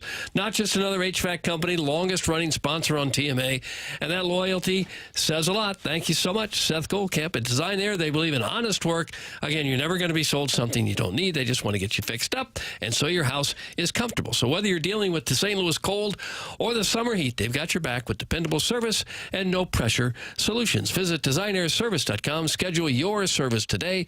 Design Air, comfort you can count on since 1904. There it is, sponsor of our email of the day. Chairman, how are things in the inbox today? I think I've got the best 12 in there. What else can you ask for? Gosh. Oh, there you go. It's kind of been the sweet spot. We've had right at around a dozen every day, and it was light early, but they came flooding in Sunday right before charge. the Senator was All right, in. the leader is the incel at the other end of the couch, but there are a number of big-time emailers who are in position to tie that incel, Doug. So this is going to be fun. Okay, this incel's fighting times. for his life in this Okay, competition. $10,000 HVAC system at stake for winning the Design Air Heating and Cooling Emailer of the Month here on the Morning After. Jackson, let us begin. Here we go, Doug. You can always email in the morning after at InsideSTL.com. And we start things off with this one. Hey, Tim, I'm horny. Can you give me a stag actress recommendation, preferably girl on girl? Hey, Jackson, I'm horny. We just had a U.S. Senator. It's a diverse program. Jesus. Can you describe your most intimate moment with your Frank Haith body pillow? Oh. Hey, Martin, I'm horny. Can you do your Iggy impression? It really does a lot for me. No. Hey, Kurt, I'm horny. Can you read another Dear Deidre story? Hey, Doug, I'm horny. And then it gets graphic right there. Enough. With Doug's request, it was really graphic. Okay. Like I said, I got the best dozen in there. Who was it, Tim? The Murray State Expert Baiter. Murray State Expert Baiter. You've been suspended for your verbiage. Suspended a period of 2 days' time. Take some time away. So can he win an HVAC system? You not with my vote. No. That's all right, buddy. Sorry, Just call Murray me later. State. Meet up. Hey, guys, a few weeks ago, I tried to get in some pickup hoops with the boys, and a guy with the weakest mustache I've ever seen asked to join us. He spent most of the time bragging about, quote, being a local radio star in the making. He also mentioned that he'd soon be the third chair, but his words just needed to kick the old fart to the bucket first. Kick the bucket first, I apologize. For the record, he was absolutely terrible. He had to have missed about 80% of his shots. On the rare occasion he did make one, he'd whisper to himself, "That's what we do, number 5. That's what we do." Easily one of the most uncomfortable basketball experiences of my life. Stay cute, boys. That's from the Hunchback of Vaughn Castle. I'll be darned. No, that's true. Hunchback of Vaughn Castle. Gentlemen, well, I guess I should address the chairman. He is the Pam Bondi of this competition. Sure, I've only sent in one email this month, and yes, it was kept from not only the public, but filtered like a dirty cover-up. The truth is, I'm about winning percentage, and yes, Doug, that means winning series throughout the regular season. It also means keeping a proper winning percentage as an emailer of the day. In my short amount of time getting to know the show on 101, my email record shows a result of 14 emails sent, 7 read on air, and 4 wins. This puts my WAR, when actually read, at 571. The 4 for 7 is not a humble brag. No, that's just a series winner in baseball, Doug. Though there are great emailers in this league, I choose when and what I email, and not for competition, but in some sort of ridiculous pride. And the thought that Doug might eat grilled chicken and broccoli off my back while Jackson sits on a cuck stool scrolling his phone, anxiously waiting for a hey, get involved cough? What? Get involved. That sounds like something to try in Florida. The point is, I don't need this HVAC unit. My propane heaters got it just hot enough last night for Midge to slip off her overalls and ride this short, bearded, bald-headed Irishman. Turns out, though, I may have some characteristics of a Hall of Fame radio personality. I don't have the same options. Chairman, if you do filter this, can you at least send me the number of that crazy girl you met at 3 a.m. outside a Quick Trip? I think it might be Midge, and I think I might be on a bad track. Appreciated. That's the listener to be named later, DBA Tim's Meat and Potatoes. P.S. I'd gladly give up the competition just to have Jackson put my name in a damn text inbox. Sounds like he's sending and requesting. You're ignoring him. Is that correct? No. Okay. Well, not to my knowledge. I don't know who that is. What was the name? Who was that from? Let's see, Martin. Listener to be named later, DBA Tim's Meat, and Potatoes. Listener to be named later. Ours is the type of presentation where the unemployed listeners who may or may not be calling from the inside of a porta potty feel free to drop in at any time to let Doug know how funny it is when he gets upset when people are sexual towards him. What did the Greg Lansky tweet say? What marriage-saving advice did the single childless pale boy say? Spoiler alert, the secret to a successful marriage, according to Libby Jack, is to pleasure yourself in a bathroom in Soulard. Doug, I can vouch for the email. That was leaving out some very important context. And again, Marty monogamy. I wouldn't have to worry about that. Must listen. So monogamy. That's right. Martin must listen to podcast. I finally got caught up on Landman, and now every time Libby Jack hands out these life lessons, I just imagine him holding a ferret in his safe space. Is that the character Pagan? Yeah, they got to work on that. They got to figure an end game out for that situation. And finally, let me tell you that I'm shocked to find out that point shaving is going out in the Atlantic 10. I don't know the circumstances at all, but they don't matter, and I'll tell you why. Bradley Ezewiro is a woke loser. That's from Buck Swope, DBA, the recessed lady's breast. Buck Swope.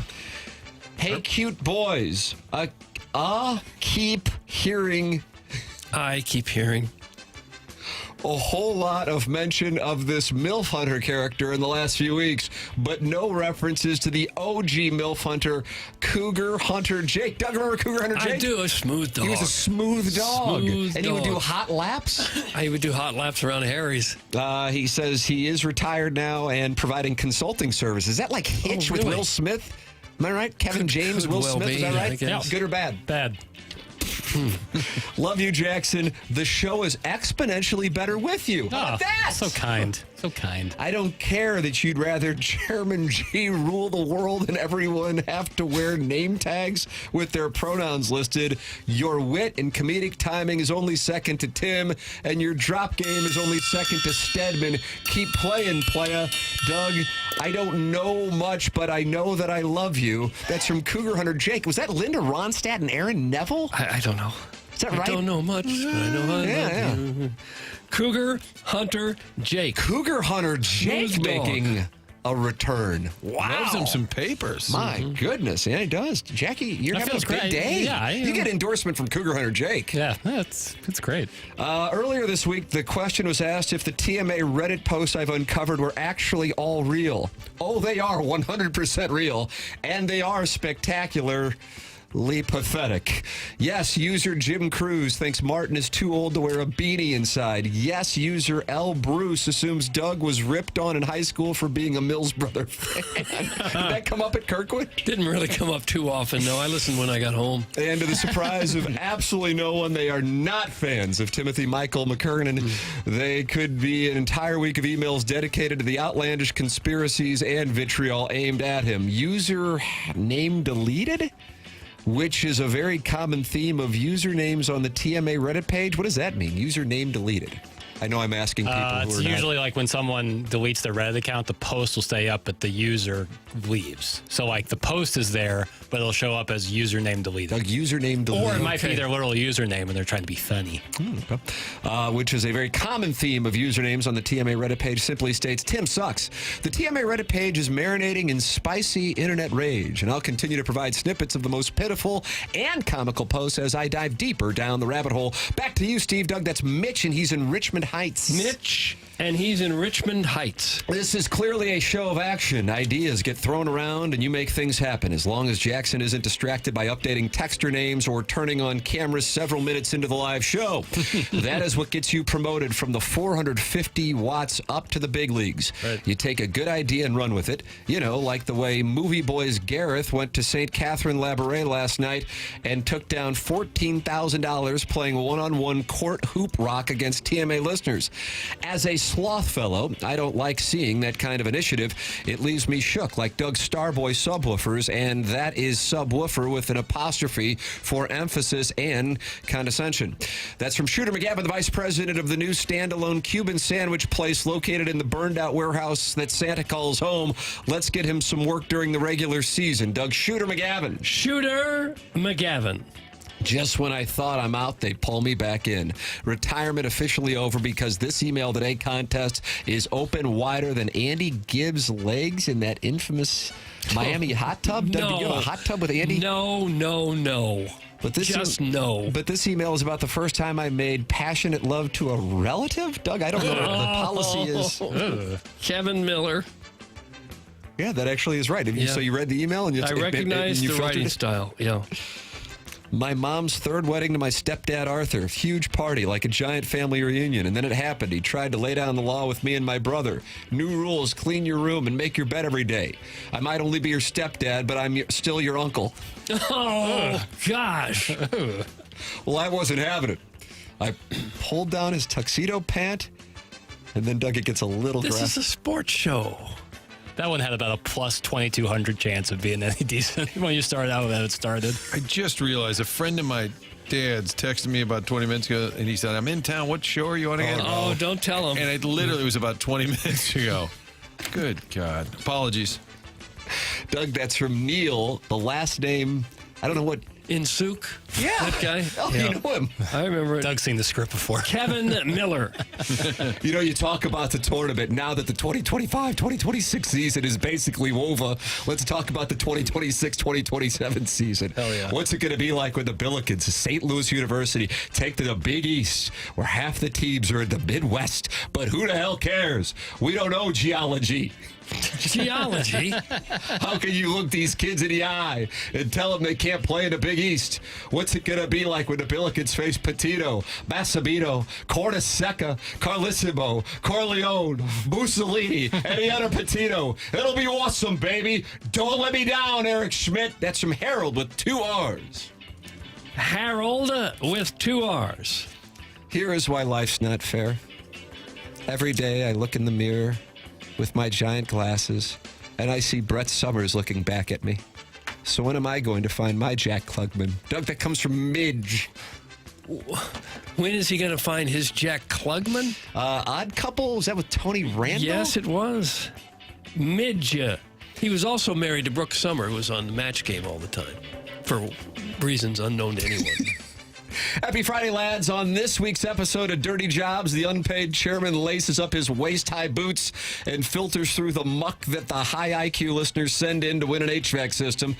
As the elbow-length gloves sift through the tiers of emailers that got filtered, the chairman finds the best of the best that are truly deserving of energy-efficient circulated air. Doug, I never knew you carried so much hatred for the Hawaiian Islands. Dog the Bounty Hunter is coming for you, brah. Apostrophes are the state bird of Hawaii. Cheers. That's from my cousin Vinny. My cousin Vinny.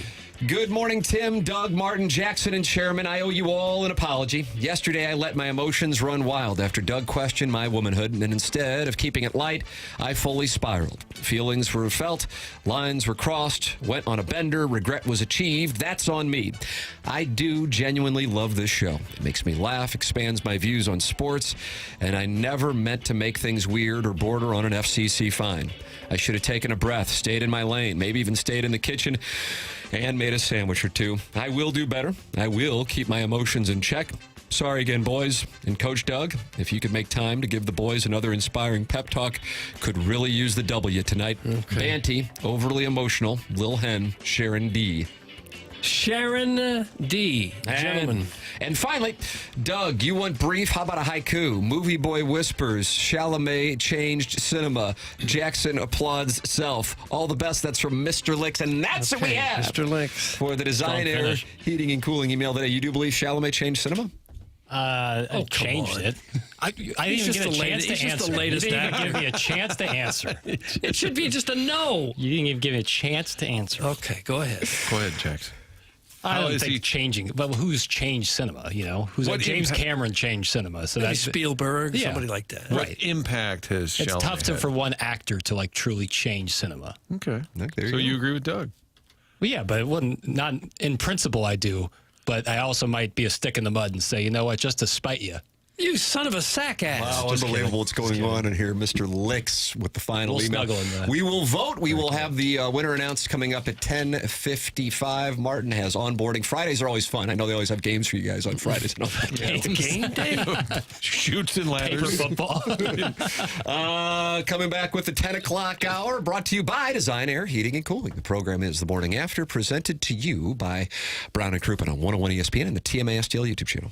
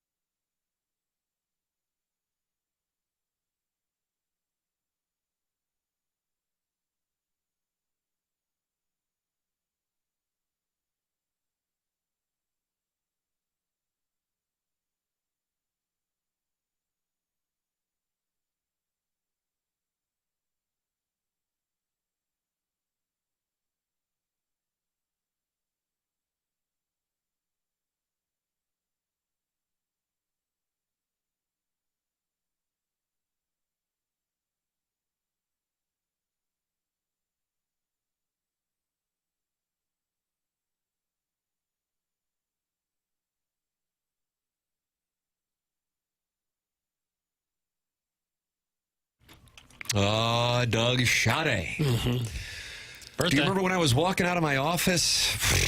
I don't know if that was 2013. About 6 o'clock because, I'm the first guy there, turn the lights on, last guy to leave, turn the lights off. Yeah, of course. And that's when Edmonds had his steakhouse at 19th and Locust, and exiting the building was Schade. Oh, really? And you recognized her just walking down the street. I didn't. She recognized me. Oh, that should have, silly me for even thinking the other way around. Yeah. I think Cougar Hunter Jake might have landed her a few years earlier, and that's why she was in town. Oh, is that really? Yeah, probably so. Her birthday today.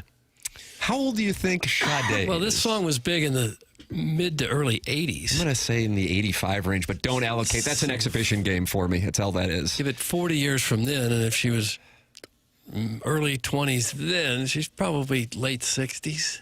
She is 67 today. Nice. Okay. All right. Is this a yakety sax? Kind of, yeah.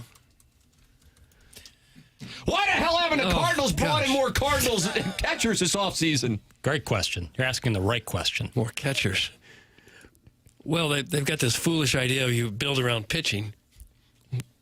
In the past few years, they thought you build around catching. Right. You get as many, you bogart the catching. You get 4 or 5 on your roster and try to figure out what to do with them. There you go. Listen here, Doug. There's no more malleable. There's no more malleable position in baseball. Yeah, than catching. If you can Spanky catch, you can LaValliere play was anywhere. a center fielder. Right. Yeah.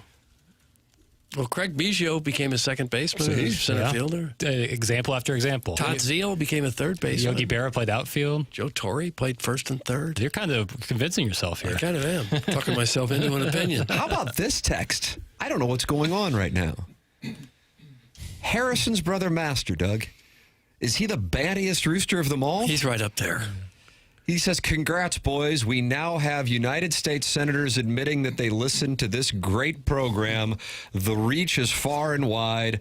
Way bigger audience than you probably realize. Keep up the good work. That's from Harrison's brother, Master? Huh. Wow. See, Jackson has a smile on his face. Something like that, when you hear it from someone who is often so critical, it means more in a way. The SEC just means more? Well, certainly. But and maybe that's not right because, there's plenty of people who like to, throw a little praise more often. But when someone is so critical, but then comes with something like that, it means something. You think this show's been listened to, right before important legislation has been passed? Probably I think this during. show gets legislation passed. I think this show gets legislation passed. I'm surprised we haven't been asked more frequently to speak in front of Congress, frankly. I would. I just want to work on my pitching wedge. Like, what if someone were the filibuster and they just played, 24 straight hours of our program? Oh, what God, a delight. that would take the country down. Pipe in 105.7 HD2. Yeah. Iggy talking with, some retired adult the halls actress. of Congress. Hey, Tim, cycling on. I would like to offer my wife to the senator. That's from the recovering alcoholic from Belleville and Webster Groves, who got a shout out from He sure did. Senator Eric Schmitt, who says he would flip the coin at the TMA Bowl that we're going to host at Francis Park. That's going to be fun. We're going to do it by the handball courts. Yeah. The senator tall. You could, get him in the post. Tall gentleman. Yeah. But you're playing 1-on-1 at St. Catherine Labouré now? Someone said something about a Monday night pickup game. If they're serious about that, hit me up for real. Jay Burkett, InsideSTL.com. I think they do it every Monday. But if the person really wants me to come, because I don't want to just show up. And you're just going to do 1-on-1? No, I want to play pickup. I want to play 5-on-5. What about those $1,000 bets? Bet. Well, let's get our feet under us first, and then we'll see. Okay. See what we're dealing with. There's no other place in town where you can play pickup basketball? No, I play pickup all the time at the gym. At the gym I go to, but I like different places. Okay, show yourself off around the community proper. And sometimes the gym I go to, the runs aren't great. So I was just going to ask you, what's the hip terminology? Getting a run in? Runs, yeah. Yeah. Good runs. What do you mean by that? So like a game of pickup basketball, you call it a run. And so if the runs are good, that's just what it's called. I don't like it. You ever do any outdoor running? I don't. Stop it. I prefer to play indoors.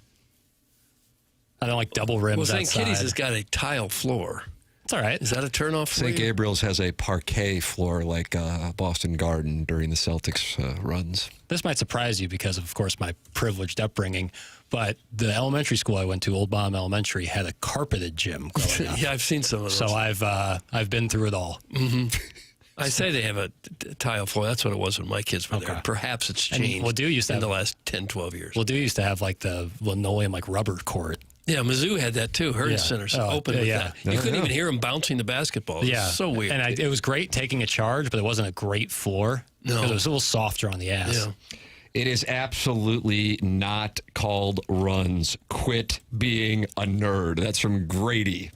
That's what I've always called it. You say it's a run just to play a game? Like, yeah, you would say, like, how are the runs going on at the gym? And it'd be like, oh, it's there's like 2 games of 5-and-5 going on. So there's a couple runs going on. And you will play listeners one-on-one for $1,000. Maybe not 1,000. That's a lot of money. I don't even have the bank rolling. I don't, but then I have to play differently. If it's I don't care. It's $1,000. But I recognize it's going to be a profitable investment. You might not win every game, but if you bring home 6 out of 10, Tam Avenue Capital Partners. Tam Avenue Capital Partners. I'd be open to it. I doubt a lot of listeners are out there like, I'm going to put $1,000 on myself to play against. We got guys in the text inbox yesterday when you were saying that SLU couldn't play with Missouri or whatever it was that got people mad. Well, I just said that I wasn't sure. I was ambivalent. Really just ambivalent. But we've also had people bid on us before on the Texan line, and it wasn't necessarily genuine. So you got to put money in escrow first. You showed up for a golf tournament for people who bid for you, and they had no idea what you were talking about when you said, "Here I am." I said, "Who the hell are you?" It was a humbling moment. You can talk it over in the Michelob Ultra YouTube chat. 227 friends are in there right now. Subscribe to the TMA STL YouTube channel with 6,450 other friends, and you can watch Jackson instruct you on how to save your marriage. It involves Soulard in a restaurant, Doug. Oh, gosh. That's I don't think I want to listen to that. That's all I can say. That's it. We'll announce the winner of the Design Air Heating and Cooling email of the day coming up at approximately 10:55. BK and Ferrario will follow. The program's called TMA, and it's presented to you by Brown & Crouppen on 101 ESPN. This is the Design Air Heating and Cooling 10 o'clock hour on the morning after.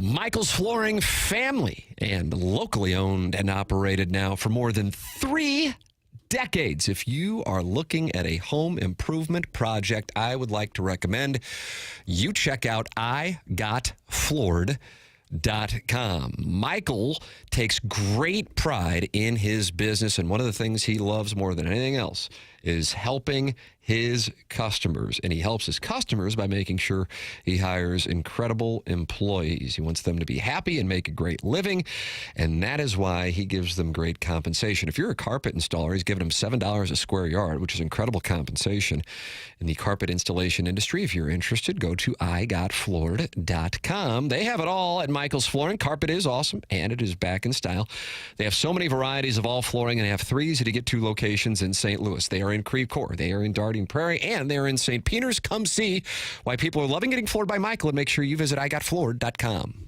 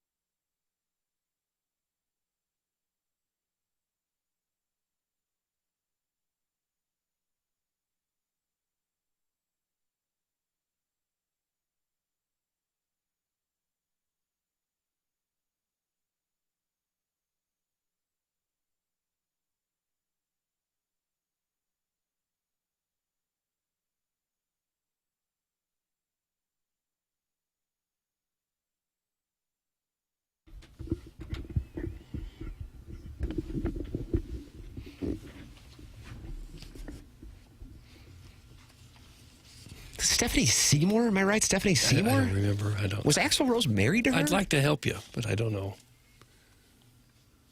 She was the model? Yeah. She was everywhere there for a few years. Yeah, she was. You're right. Yeah. Mark Milton's everywhere now. Yeah, he is. If you got tax problems, STLTaxLawyer.com. you'll be happy that he's everywhere. If you have any kind of tax issues, maybe unfiled tax returns or tax liens, bank levies, wage garnishments, maybe even facing IRS criminal investigation. This is serious stuff, and you need a serious attorney on your side to battle the godforsaken tax man. And that attorney is, of course, Mark Milton. He's available at STLTaxLawyer.com. Mark Milton at STLTaxLawyer.com provide a local and holistic approach to tax resolution. Don't be sucked into the out-of-town tax resolution groups you hear about on TV and radio. Mark is right here in St. Louis helping individuals and small businesses solve their tax problems. He used to work for the Department of Justice in Washington and received the DOJ's Outstanding Trial Attorney Award. This is one of the best in the country at what he does. Talking about Mark Milton at STLTaxLawyer.com. Any kind of tax issue at all, you'll be saying, I'm not guilty. I am with Milty. Remember, the choice of a lawyer is an important decision and should not be based solely on advertisements. There it is. Mark Milton, longtime sponsor here on TMA. Tim McKernan, Doug Vaughn, and Chairman Kurt slides into the dais, and Martin deals with that onboarding process. It's usually about a 3.5 year, depending on the pace. It takes a while. Yeah. Onboarding process, and then Jackson Burkett. And Jackson, you are getting offers for this one-on-one. I think you can retire. The Worson Woods Wacko is in. The Worson Woods Wacko says, "So stupid you are, Virgin. I'll bet on you all day." Oh. Well, that seems like And my pockets are deep. Those seem like conflicting clauses. So stupid you are, Virgin, period. I'll bet on you all day, ... and my pockets are deep. He started off like Yoda. I thought he was going to play you. That's what I thought it was. But then as I read it, I'm not sure. No, I don't think he's sure. Grady does want to get action. I got $1,000 on my 14-year-old son to beat the brakes off you, Jackson. That's from Grady. Are you interested? Yeah, I said I'd play anybody. Okay. I just love playing ball. What kind of rules would you have on this one-on-one? Yeah, what are we playing till what? Probably till 11. Or 11, okay. Yeah, half court. How are we handling fouls? Call your own, always. Fungo? Yeah, always. Oh, you can't call your own. That'll be if you're playing for money. Oh, that's how I always play one-on-one. Call your own fouls. Make it keep it. But you're not playing. You're not sure. playing for money though when you do that, are you? I've played for money before. And this is at St. Gabriel's? No. What? Well, no. To handle the crowd. No, yeah, for sure. Okay. Doug was saying I've played one-on-one before. I've never played at St. Gabe's, but I would. I would only play at St. Gabe's for these kind of matches. Nice. For heaven's sakes. Nice. So you and Grady are the opening match? I guess his 14-year-old son. I don't really want to play 14-year-old sons, to be honest with you. I'd play listeners, not really looking to play children. Oh. Not because I'm... Gosh. No. You got yourself a game now, pal. That's bulletin board material for Grady's son. And you're telling me if a couple $100 are on the line, you're going to say, that was a foul. No, it wasn't. Yes, it was. No, this is not fair. You need fungo. If there's any disputes, you say shoot for it. Knock down the three. Foul's yours. If you don't, ball don't lie. Don't talk like that. I'm not talking like that.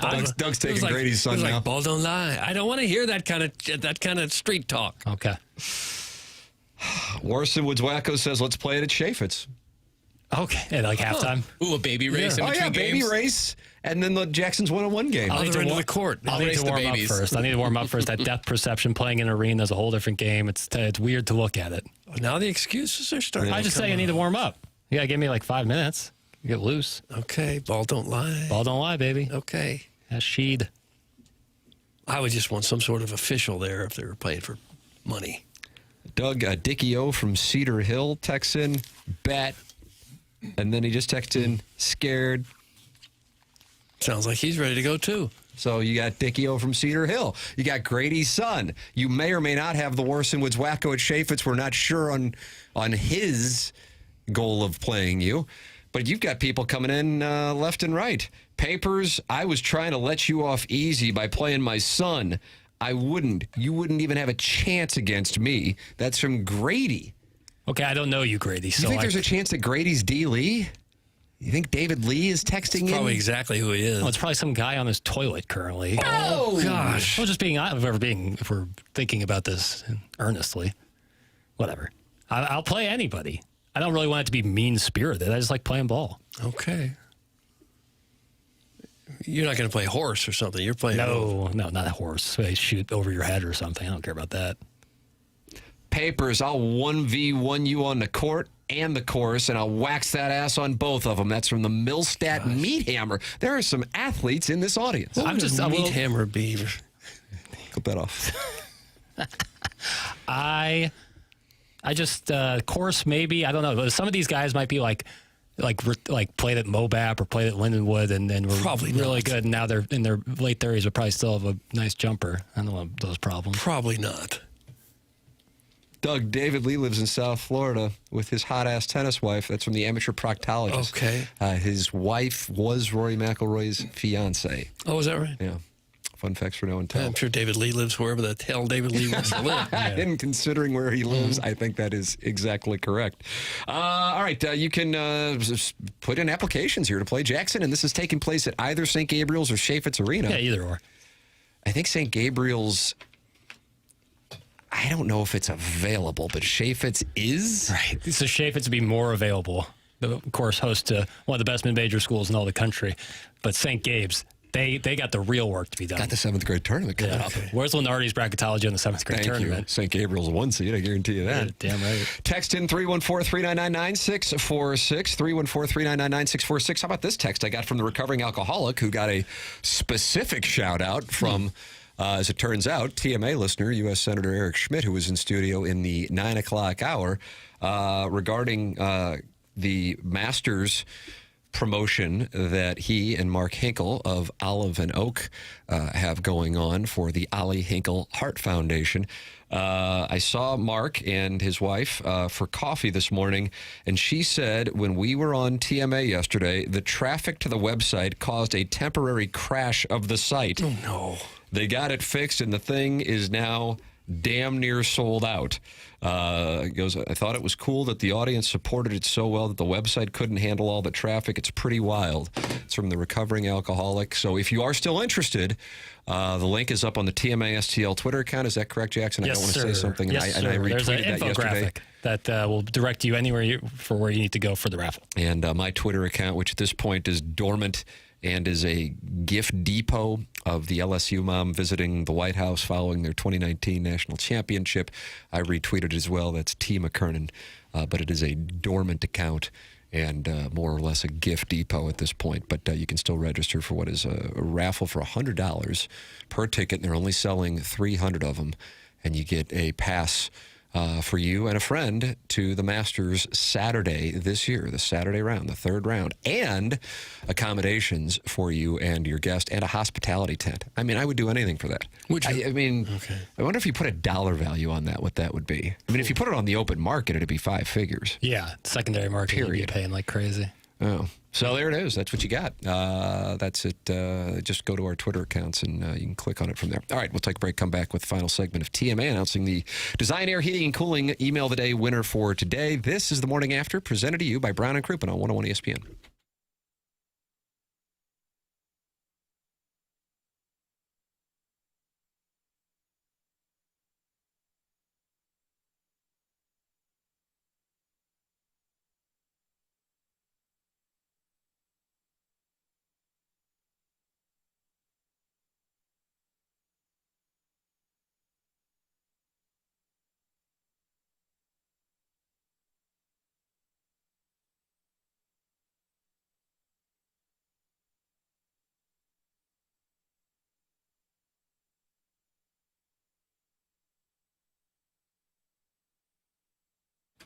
Stiefel is truly one of the great St. Louis-based companies. They've been around downtown St. Louis since 1890 now. So what does Stiefel do exactly? Well, pretty much everything money-related. Wealth management, check. Banking through Stiefel Bank, yes. You own a business? Well, they've got a full-service investment bank for that, too. Basically, if it involves finance, Stiefel has a solution for you. With 12 offices across the St. Louis region and more than 400 nationwide, Stiefel combines local experience with national reach. Unlike many firms, Stiefel is not bank-owned because they own their own bank. That independence allows them to focus on one thing, doing what's best for their clients. It's a philosophy that has made Stiefel one of the fastest-growing wealth management firms firms in the world. Their tagline says it all, really, where success meets success. That's why they're partnering with TMA. It just makes sense. Stifel and TMA, where success meets success. Stifel Nicholas and Company Incorporated, member SIPC and NYSE.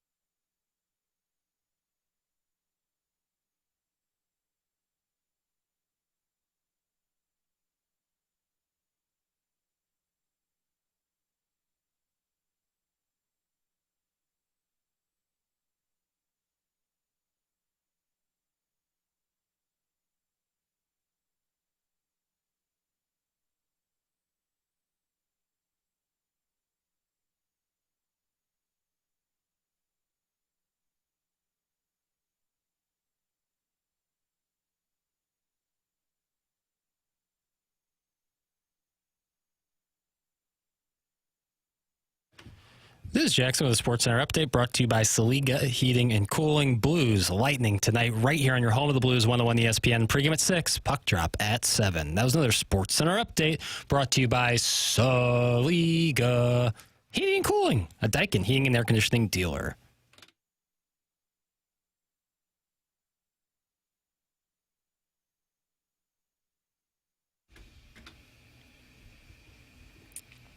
Doug, what are you doing this weekend?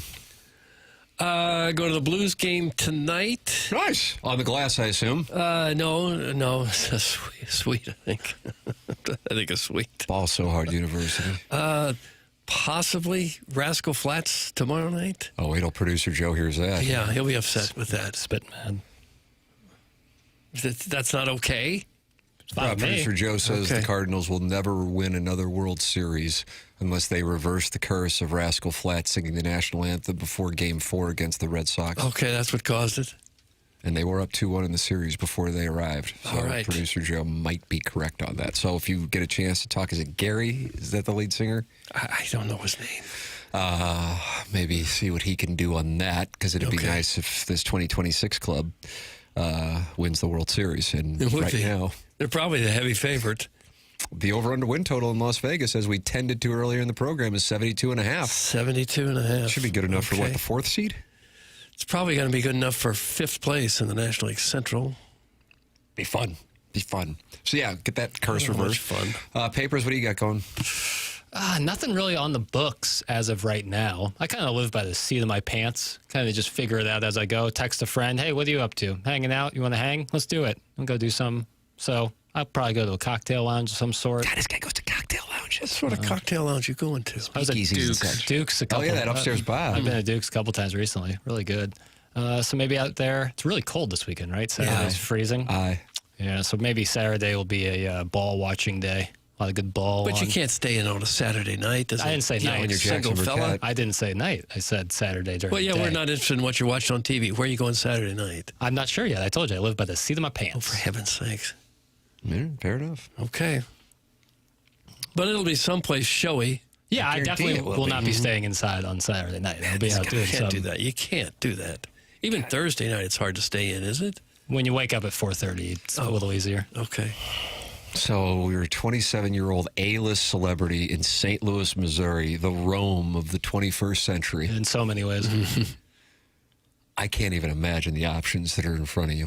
Options aplenty in this great metropolis. Yeah, there's so much darn growth in downtown. Don't giggle. You don't know where to go to. Yeah. It's like Vegas down there. Yeah, walkable. I would recommend checking out 5 Iron in good Clayton. call. That's a real good call. Oh, I'm telling you.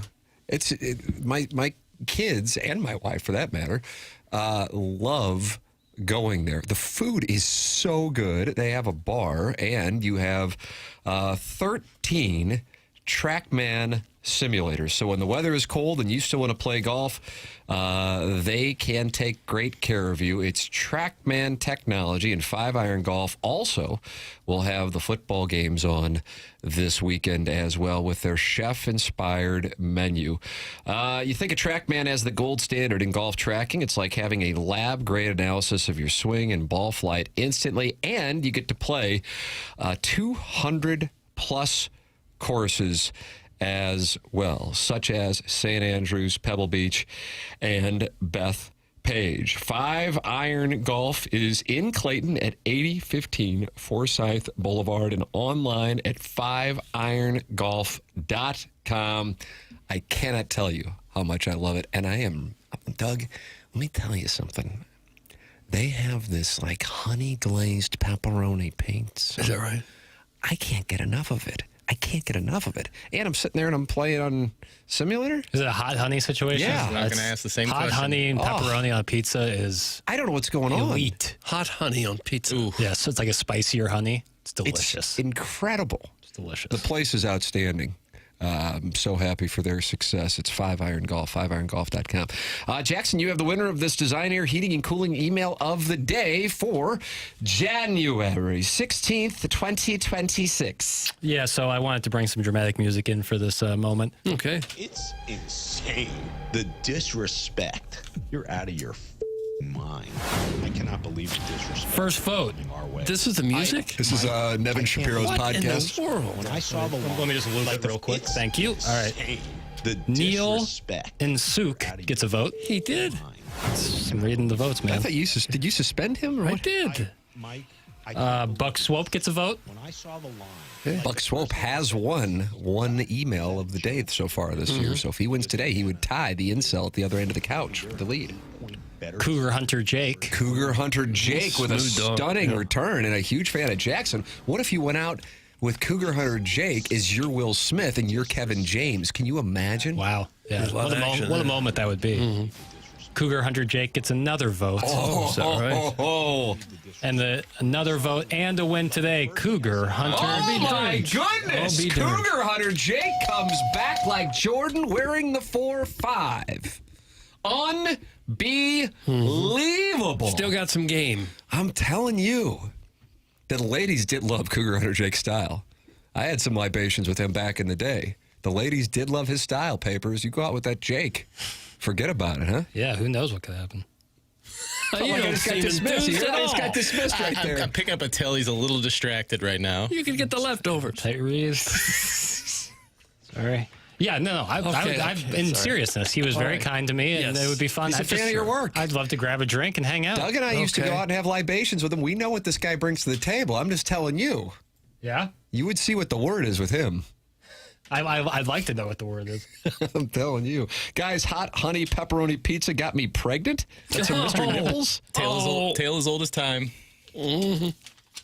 It is good. Yeah. So I can have some hot honey, get pepperoni pizza, and then just pour them soppings all over them pizzas? Yeah, absolutely. Is that right? It's a very popular new topping combination is the pepperoni and hot honey. And Chairman, would you say that's like the most popular recent development in pizza? It's hot in the streets right now. Yeah. It's like getting a good run in. Doug? I don't like that kind of And talk. it's if you just have like a bottle of hot honey, you could add it. It's hard to get the honey all over the pizza, though. It comes out in drips and You get a good swirl when you drizzle. You'll cover it enough. You warm it up a little bit too. You put it like boiling water. Like the bottle. Okay. Warm it up. I got an invite for an event. Now, I'm pretty much children activities at this point in my social life, but Doug, I got an invite here. Having my 3-year-old daughter's birthday party tonight. Tim, if you want to do an arranged marriage with one of your sons, I'd be willing to take the last name McKernan as well. That's from Little Judy Suckins. Little Judy Suckins. So the in-laws are also going to take your name. Is that standard? It's never happened before anywhere, I don't believe. Maybe in ancient times when somebody thought they might be in line for the throne if they changed their name. There's no throne here. HD2 throne. Yeah. That's right. You're probably willing to vacate that. More than happy to. Hot honey and bacon is superior. Has anybody had that? No. No, I kind of like the spicier element of the pepperoni. I'm willing to though. try that. Artificial unintelligence. Who sent that in? It's a salty sweet thing, so anything you're going to put on there that's in the salty category would probably taste pretty good. I got to tell you, I think I'm going to go get some of this hot honey and see what the word is. Oh, That's my word. Delete. That and the 3-year-old birthday party I'm going to tonight. Fun times. What about the baby races at SLU? I will be at that. Yeah. Tomorrow, 3 p.m., Richmond. How far do the babies have to go? I don't think the whole length, right? Half Oh, they court? couldn't possibly do the whole length. Takes about 45 minutes, but yeah, they get down there. It would. Yeah, tickets available at slewbillikens.com. Schaefer Doors, where you can podcast. What do we have on today? We had a big program. We had Joey Vitale, Gabe DeArmond, and United States Senator Eric Schmitt in studio. Turns out he's a TMA listener, going back to the Konnichiwa days, and a fan of the recovering alcoholic from Belleville and Webster Groves. So you can podcast that via the Schaefer Door Company podcast, Schaefer Door, online at SCHAEFER door.com. That's Jason Gosrow, longtime TMA listener, longtime TMA advertiser, sponsor of the podcast here on 101 ESPN. Tell you what, these temperatures are going to get brutal here over the weekend, and then next weekend going down to -2 for a low. That is when garage doors break. If it happens, sure, it sucks, but you have a company that will fix it very quickly, and that company is Schaefer Door, SCHAEFER door.com. Call or text 636-782-3608, or just go online at schaeferdoor.com.